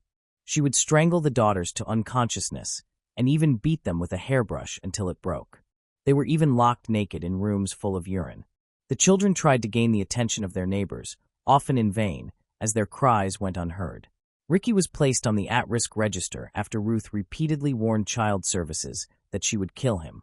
He was taken into short-term care to give the mother some time. However, his files were mismanaged. Despite clear evidence of burns, cuts, and bruises on the children, Ruth would evade consequences through false explanations and excuses, even blaming Ricky for being clumsy. After 28 years, DNA from the clothes worn by 6-year-old Ricky Neve on the day he tragically died matched that of James Watson, the teenage killer who had managed to evade justice for so long. Despite her cruelty in raising her children, Ricky's mother seemed burdened with remorse and guilt for her unforgiving actions, which drove her to seek her son's killer. Ricky's sisters were also determined to unravel the puzzling mystery and bring the killer to justice. But what really happened in the household where Ricky and his sisters were raised, and what occurred on the day of Ricky's death, allowing the perpetrator to escape the law's grasp for so long? In January 1995, Ruth was suspected of murdering her own son during that month. She faced charges of cruelty and neglect under the Children's Act and appeared at Peterborough Magistrates' Court. Accused of cruelty towards Ricky and one of her other children, in May 1995, Ruth was charged with the murder of her son and offenses of cruelty to him and 2 of his sisters. Her trial began the following year in October 1996 at the Northampton Crown Court. Prosecutors told the jury that Ricky and his siblings were subjected to cruelty and neglect, supported by witness statements. The prosecution concluded that Ricky was killed as a sacrifice by his mother, based on her numerous death threats toward him. Ruth admitted to charges of neglect and cruelty, but denied any involvement in her son's murder. The case hinged on the testimony of a policeman who stated that he had not found the child's body during his search of the woods, where Ricky was eventually discovered on the night of his disappearance. The prosecution argued that the officer might have missed it in the darkness. The jurors acquitted Ruth, convinced that she could not have moved Ricky's body since the police had been with her at the stated time. However, she was sentenced to 7 years in prison for cruelty toward Ricky and his sisters, charges to which she had already confessed. Ruth was released in 2000, but the killer remained unidentified. In 2008, she met Gary Rogers, who married her. By then, Ricky's murder had become a cold case, and the police had abandoned it. Rogers promised Ruth that he would provide all the support she needed to reopen the case and attempt to find the killer. In 2013, with the assistance of Cambridgeshire Times editor John Elworthy, they worked tirelessly to campaign for the reopening of the case and ultimately succeeded. Rogers obtained the original files from Ruth's former solicitor, a collection of 13 boxes containing 8 to 12 ring binders filled with documents, and meticulously read through each one. They met Paul Fullwood, the head of the local major crime unit at that time, who listened to the evidence they presented and reviewed the assessments the police had conducted previously. He concluded that the original hypothesis of Ruth being the killer was fanciful at best, and the more he examined it, the more convinced he became that further investigation was necessary. Mr. Fullwood organized a cold case investigation with a new team composed of staff not involved in the original inquiry. With fresh perspectives, determination, and what they considered a stroke of luck, new evidence that would aid in solving the crime was discovered in the forensic archives. The pivotal evidence was a piece of sellotape used to collect fibers from Ricky's clothing. Advances in DNA technology in recent years have played a critical role in solving cold cases, delivering justice for victims whose killers were believed to have escaped and providing closure to family and friends. An unidentified DNA sample was found on Ricky's clothes, and forensic testing matched it to none other than James Watson. At the time of Ricky's death, Watson was only 13 and resided at Woodgate's children's home in Cambridgeshire, 20 miles from Peterborough. He had been moved there from foster care in March 1994. On November 25, 1994, 3 days before Ricky's murder, Watson asked his mother about a young child found dead in the woods. His mother, having no knowledge of such an event, dismissed the question, assuring him that nobody had heard of anything like that happening. Little did she know that he would be responsible for such an atrocity just 3 days later. Watson was questioned by the police after multiple witnesses claimed to have seen him with Ricky on that fateful day, but he vehemently denied it, asserting that he was nowhere near Ricky and had only glimpsed him. His mother also said nothing about the conversation they had days earlier regarding the imaginary scenario of a young child in the woods, a scenario that would manifest less than a week later with striking similarity to the actual events. The police did not pursue further questioning, perhaps due to ignorance or their preference for the idea that Ruth was the killer rather than a disturbed teenager. They probably didn't know he was disturbed until later. Watson was, of course, searched for and arrested in April 2016 in connection with Ricky's murder. By then, he was already a serial offender with a criminal record that included stealing cars and an arson attack at a British Transport Police station back in 2008. Questioned by the new investigation team about his DNA ending up on Ricky's clothes, Watson changed the story he had initially given to the police. He now said that he might have lifted Ricky to help him see over a fence.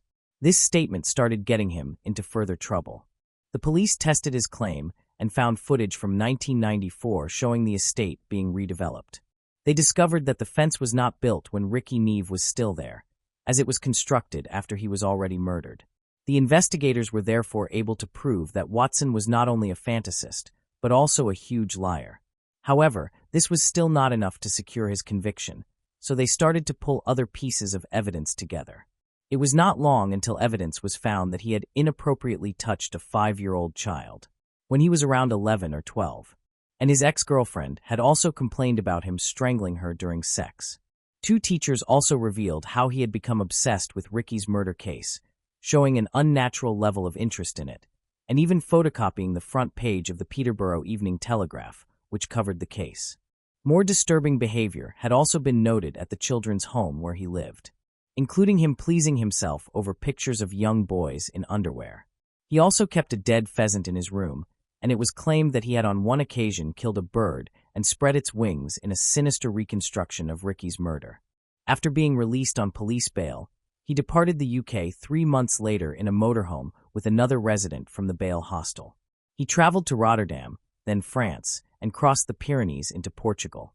While in France, he contacted his sister Claire Perna, admitting that he was in serious trouble and that he had made a massive mistake. The next time he called, he reiterated that he was in even deeper trouble and urgently needed to return to the UK. He had shamelessly posted pictures of himself on social media, enjoying the beaches and boasting about how he had evaded the country. Seeing these pictures of Watson abroad, which received extensive media coverage, angered Ricky's family. They realized that since he had escaped the country even after his passport had been confiscated, he was unquestionably guilty of the crime. Watson was eventually rearrested near the British Embassy in Lisbon and extradited back to Britain. He was found guilty of murder by a majority verdict of the Old Bailey jury. Previously, the court heard that Watson's sexual interest in younger boys was known to police, who had interviewed him regarding an allegation that he had molested a 5-year-old back in 1993. Disturbing behavior had also been noted at Watson's children's home, and the prosecution argued that it was no coincidence that 3 days prior to Ricky's murder, Watson had been the source of a bogus radio report about a 2-year-old boy being strangled. Immediately following Ricky's murder under identical circumstances, Watson became obsessed with newspaper coverage of the killing, even photocopying front-page stories at school. The jurors were informed that key evidence in the case against Watson included Ricky's last meal of Weetabix in the morning, which established his time of death at around noon, coinciding with the period he was seen playing with Watson. This indicated that Ricky was killed shortly after going to the woods with Watson, where he usually played. Watson's legal team had accused Ricky's mother, but she denied any involvement. Ricky's muddy Clark shoes also indicated that his walk into the woods was a one-way trip, not a case of his mother murdering him and dragging the body into the forest, thus ruling out that allegation.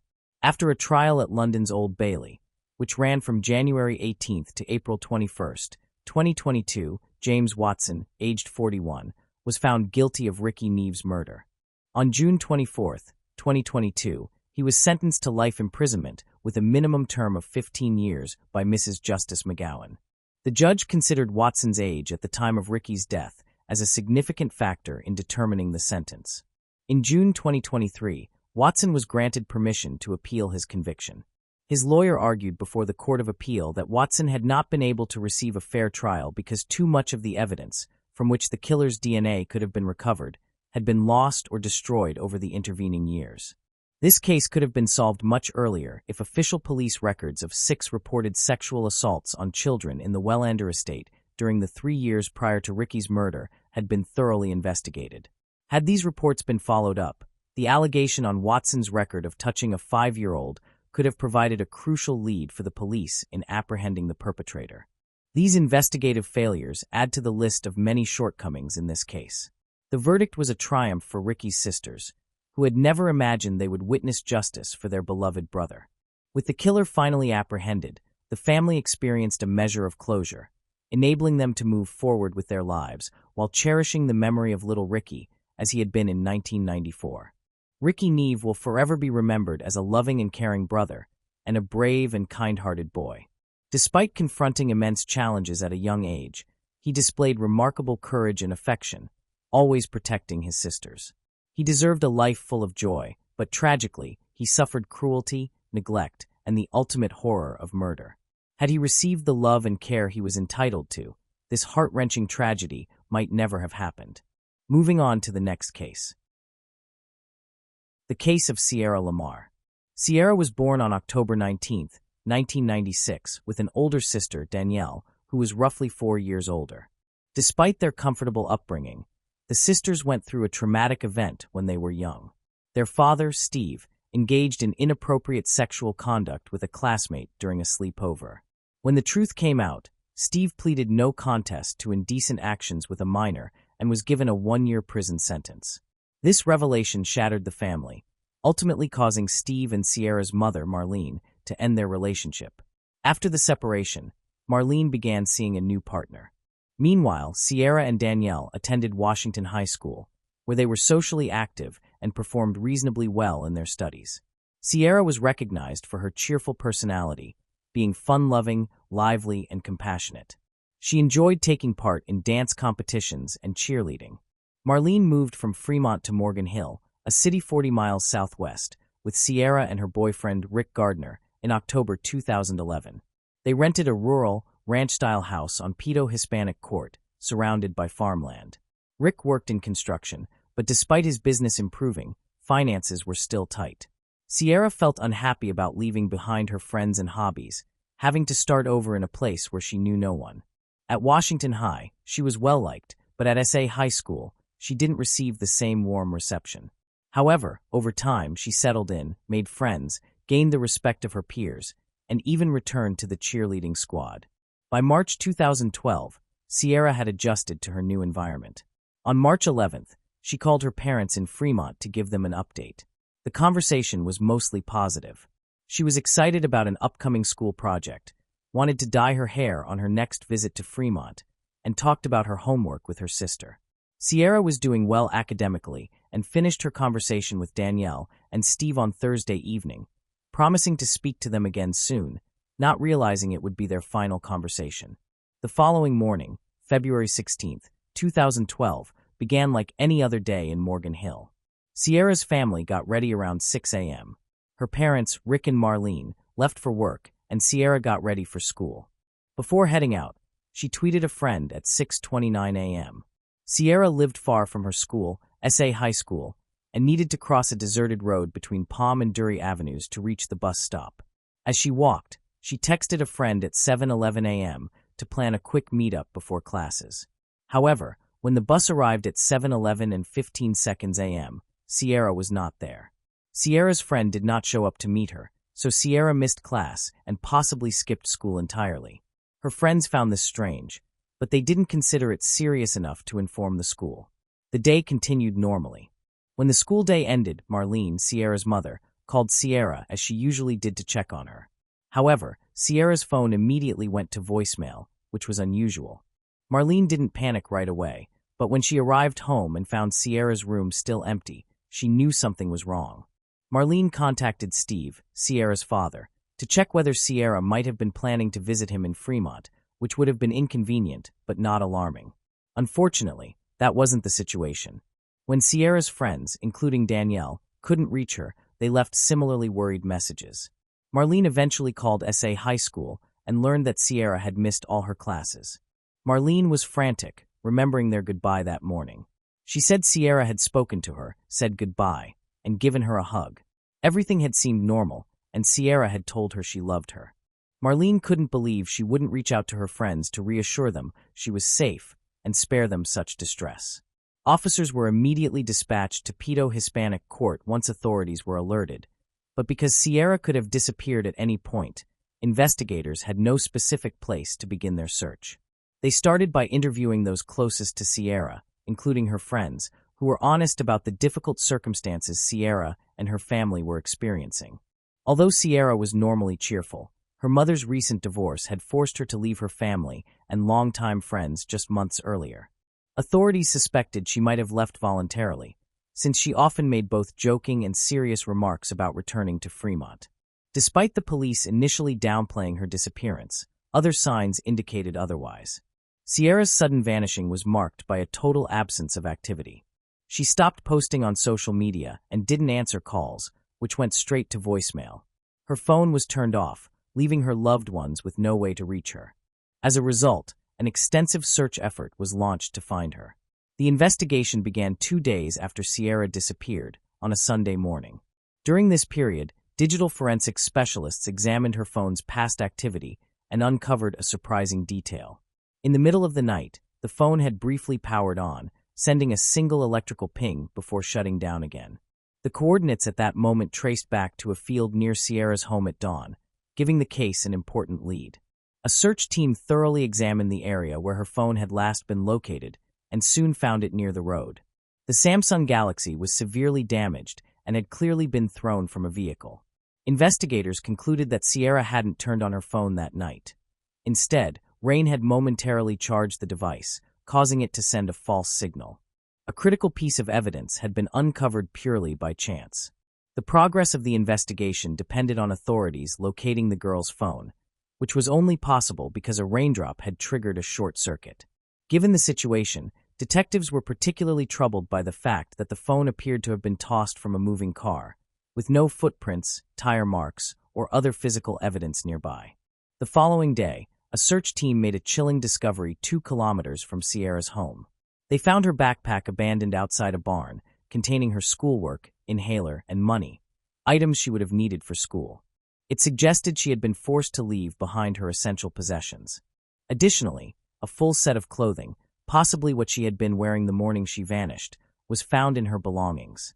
This included her pullover pants, socks, shoes, and undergarments. The outfit was sent for DNA testing, which produced promising results. The analysis revealed male DNA on her pants, indicating that she had likely been assaulted.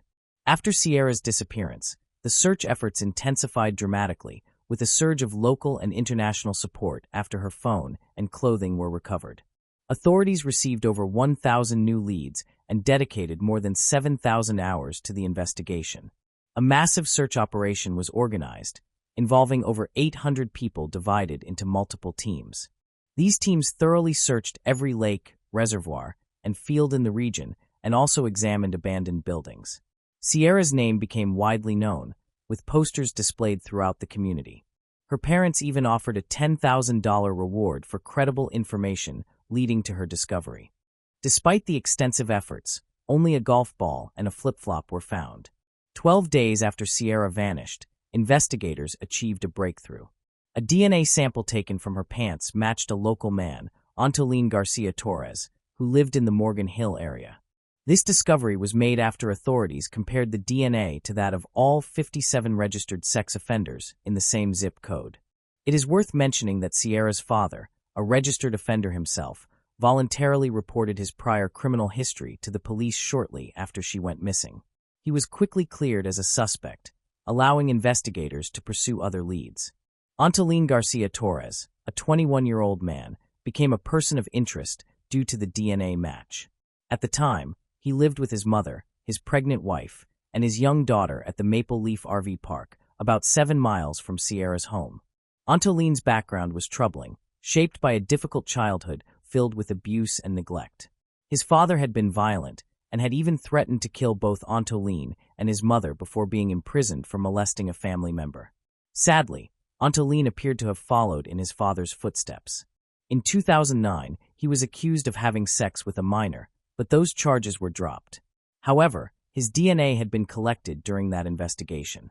The next year, he was detained for interfering with police operations.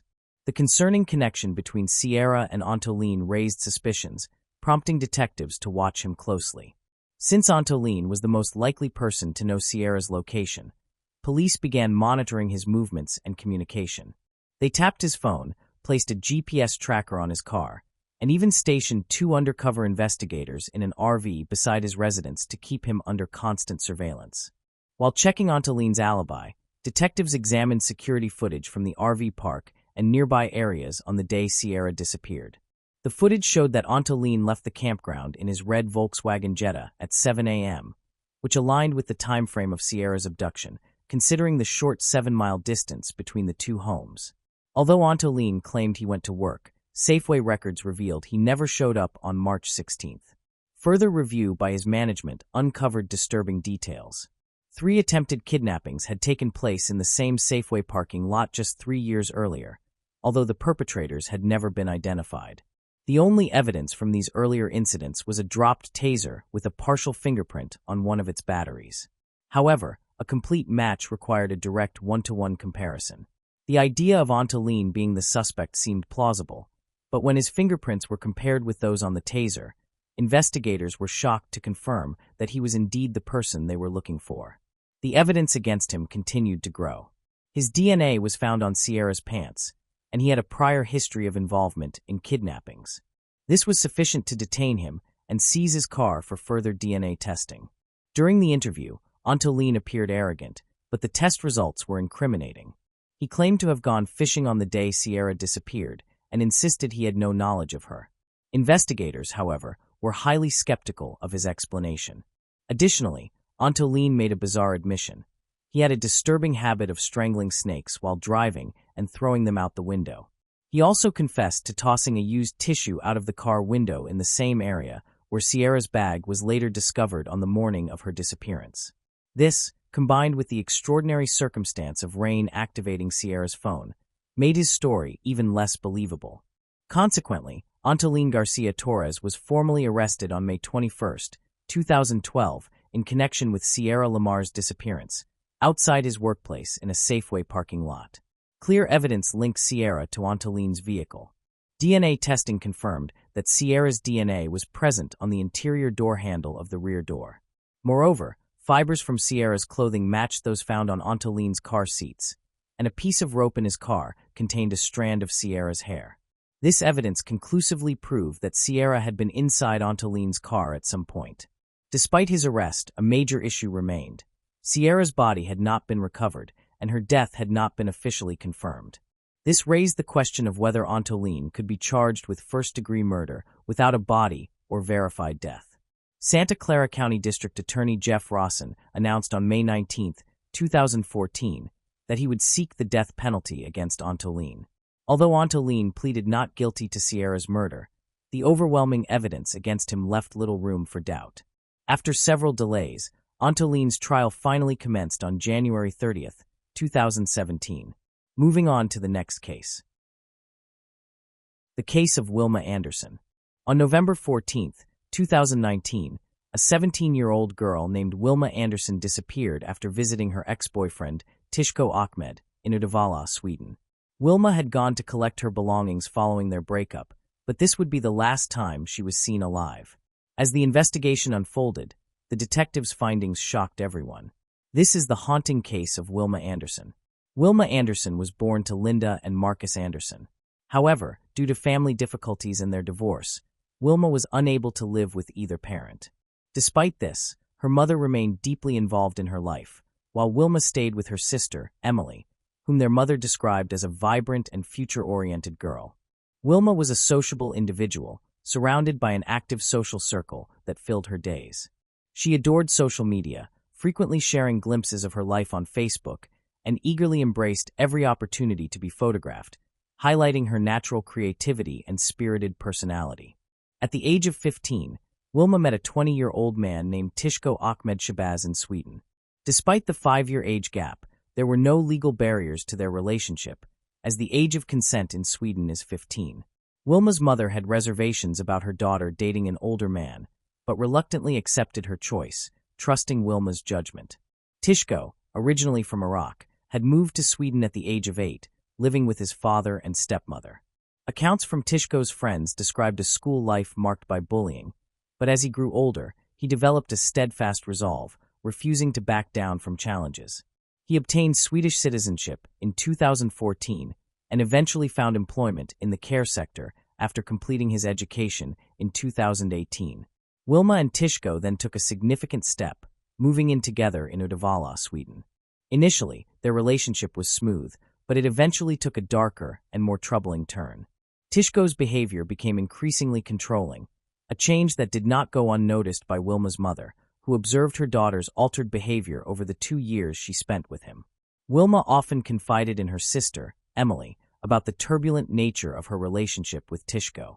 On November 14, 2019, while speaking on the phone with Emily, Wilma revealed her intention to end the relationship during her visit to Tishko's apartment to retrieve her belongings.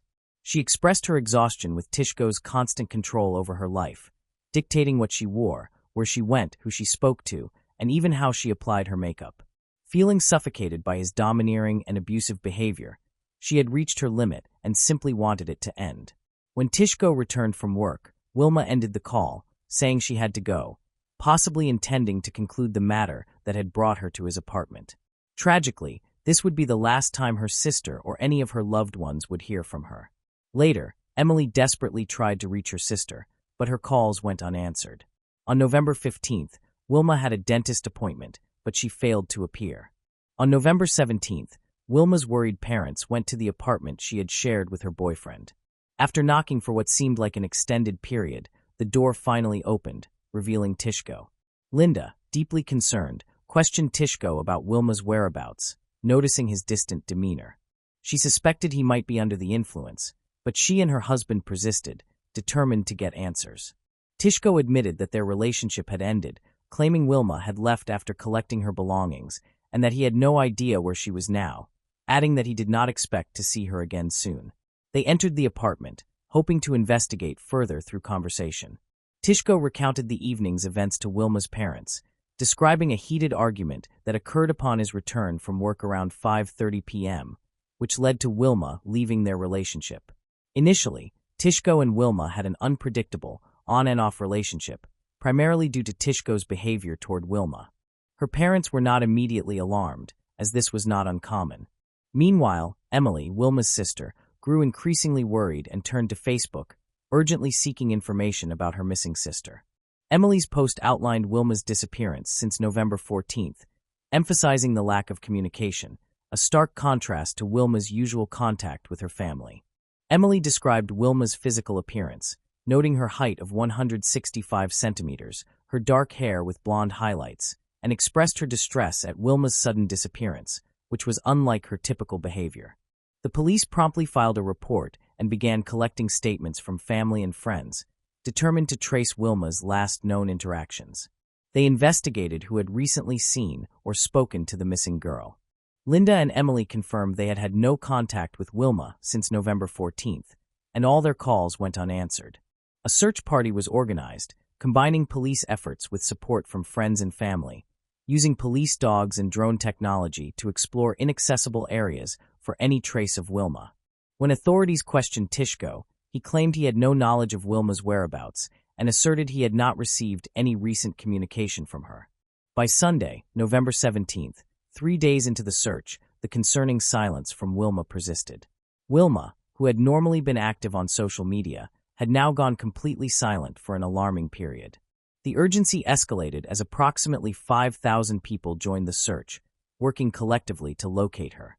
The police repeatedly questioned Tishko, seeking information, but he consistently maintained his ignorance regarding Wilma's whereabouts. He claimed that after their breakup, she had moved on to another man. However, this purported narrative lacked any supporting evidence, leaving her friends and family confused and in the dark. At the same time, Wilma's family shared a troubling account with authorities. They described how their daughter's life had dramatically worsened since her involvement with Tishko Ahmed, contrasting sharply with her previously vibrant and sociable nature. Linda revealed the pervasive control Tishko had exerted over Wilma, dictating her every move and closely monitoring her location. Emily disclosed Wilma's disturbing revelations, in which she admitted to experiencing Tishko's violent behavior during the final stages of their relationship. Despite the turmoil, Wilma still held deep feelings for Tishko. He had gone to great lengths, installing a GPS device on her phone to constantly track her location. A series of text messages between Wilma and Tishko illustrated the reality of his controlling behavior. In one exchange from a previous argument, Wilma had pleaded, "Contact me when you think you can trust me," to which Tishko responded, "Contact me when you know your place." Determined to uncover the truth, the police investigated Tishko's final movements. Tishko firmly claimed he had not left the apartment after arriving home from work at 5 p.m. Authorities sought to verify his statement by retracing his movements using his phone's GPS. CCTV footage showed Tishko at a supermarket around 2:30 p.m. on the day Wilma disappeared. He then returned home from work by 5 p.m. Neighbors reported hearing a heated argument between the couple around 6 p.m., louder than usual. Concerned, one neighbor approached to check on them, but upon nearing the apartment door, encountered an eerie silence. The argument had ceased, leaving a strange quiet that prompted unease, though the neighbor, unsure how to proceed, retreated to their apartment. Police carefully reconstructed Tishko's movements, extending their investigation to his workplace and company vehicle, requesting forensic analysis. The GPS in his car revealed his movements from Thursday, November 14th, to Monday, November 18th, showing visits to clients interspersed with returns to his residence during regular work hours. On the evening of the heated argument, Tishko's phone indicated he left his apartment around 6:30 p.m. as dusk fell. Witnesses observed him walking alone along the freeway, dressed entirely in black, appearing distant and lost in thought. A passing motorcyclist described him as visibly preoccupied. Law enforcement intercepted Tishko and escorted him for questioning. He explained that he had intended to catch a train, but changed his mind and chose to take a reflective walk home instead. However, no official report was filed, leaving a gap in the recorded events of November 19, 2019. The unfolding events led to Tishko's arrest. He had visible scratches on his forearms, and a search of his apartment revealed unsettling clues. Wilma's belongings, including her bag and coat, were still hanging in their usual places. Further discoveries awaited investigators that Tuesday night, as her shoes and eyeglasses were also located. Linda emphasized her daughter's attachment to her bag.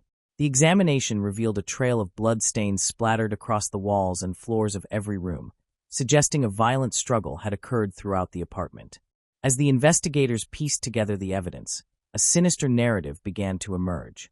Traces of blood led from the living room to the bedroom, painting a haunting image of something being dragged. The bed bore a grim imprint, a chilling shape of a torso, highlighted by the revealing glow of blue star. The discovery of muscle tissue on a knife and splattered across the living room wall only added to the gruesome mosaic of the crime scene. The sheer volume of blood suggested extreme violence had taken place, making survival unlikely. Outside the apartment, the search continued, uncovering trash bags containing Tishko's bedding, all stained with clear signs of blood. Confronted at the police station, Tishko was presented with the incriminating evidence, which he promptly denied knowing anything about, firmly asserting that he would have been aware of any substantial bloodshed in his own residence. Meanwhile, the effort to locate Wilma intensified, with an ever-growing throng of individuals rallying daily to aid in her search, fueling hope amidst the encroaching darkness of the unfolding tragedy. The apartment where Wilma was last seen became a stark crime scene, yet all attempts to establish contact with her remained fruitless. Then, on November 28th, 2 weeks after Wilma had vanished without a trace, cadaver dogs were brought in to assist at the crime scene. These trained canines, specialized in detecting scents associated with deceased individuals, entered the bedroom and swiftly indicated a chilling sign that a deceased person or human remains had likely been in that area. Moreover, a distinct odor permeated the apartment, heightening the grim atmosphere. Despite prior searches, the police meticulously re-examined the bedroom, drawn to the area highlighted by the dogs. Their attention focused on a wardrobe, seemingly just another piece of furniture in the room. Yet within that innocuous wardrobe lay a small travel case, seemingly inconspicuous among the room's contents. Although previously overlooked, the officers, driven by instinct, seized the case, poised to uncover its contents. Inside, investigators discovered a large object concealed within aluminum kitchen foil, a harrowing revelation marked by blood stains inside the case. As they cautiously unwrapped the foil, a heart-wrenching and shocking reality awaited them. Wilma's decapitated head lay concealed within. The head had been meticulously wrapped and bound with tape, and the travel case had become a repository for the horrifying events that had befallen Wilma. The case was sent to Gothenburg's forensic labs for further testing, where detailed examination revealed Tishko's fingerprints, an ominous link connecting him to the heinous act. Additionally, at the crime scene where the discarded garbage bags were found, a footprint marked with Wilma's blood showed Tishko's clear imprint. The grim discoveries revealed the savagery of the crime. Medical examiners, although unable to definitively determine the exact cause of Wilma's death, noted serious head and eye injuries caused by a violent blow. The horrific act of decapitating her resulted in additional trauma to her head. Wilma's heartbroken family learned the devastating truth about their daughter's fate. Linda, driven by immense determination, joined the search operations, no longer looking for a missing loved one, but tragically hunting for the remainder of Wilma's remains. The family, plunged into their worst nightmare, faced the shocking details emerging from the evidence found within the walls of the apartment. A dreadful reality came to light. Wilma's final moments likely took place in the living room, where she endured a violent assault. Her life was shattered by a devastating head strike, leaving behind a haunting trace of violence. The Swedish authorities filed a report detailing Tishko's denial of Andersson's murder, in which he vehemently asserted his innocence. His unsettling statement echoed a warped sense of affection, which he claimed. Law enforcement had secured ample evidence to charge Tishko, and his trial was set for May 2020. However, Wilma's body remained undiscovered throughout the entire court proceedings. Shabazz, devoid of any visible remorse or emotion, remained stoic amid the relentless investigation. Reports emerged painting a disturbing portrait of his beliefs, alleging that he viewed his ex-girlfriend as a figure of malevolence, associating her with Satan and making outlandish claims that she collaborated with Democrats against the then U.S. President, Donald Trump. His bizarre idolization of the president even led to a failed attempt to join Trump's campaign, halted due to insufficient entry documents. Attempts by his defense to plead not guilty by reason of insanity, citing these absurd beliefs and claims regarding Wilma as evidence of his insanity, failed. On July 27, 2020, the verdict sealed Tishko's fate. The court found 23-year-old Tishko Shabazz Ahmed guilty of the murder of 17-year-old Wilma Andersson, sentencing him to life imprisonment, which was later reduced to 18 years by the Court of Appeal. The perplexing reduction in the sentence stemmed from the absence of concrete evidence pinpointing the exact cause of Wilma's death or the sequence of events, due to the absence of her body, a haunting absence that left critical questions unanswered and hindered the pursuit of justice. In late 2020, Wilma's funeral provided a solemn closure to this tragic saga, a heart-wrenching conclusion that plunged her family into unfathomable sorrow. Our deepest sympathies go out to the life lost too soon and the grieving loved ones she left behind. Thanks for watching. I hope you enjoyed exploring these intriguing cold cases with me. If you found the video fascinating, don't forget to give it a thumbs up and subscribe to Cold Case Mystique for more deep dives into cold case investigations. Your support helps me bring you more compelling content. Leave a comment below with your thoughts or any cases you'd like me to cover next. See you in the next video. And remember, the search for truth never stops.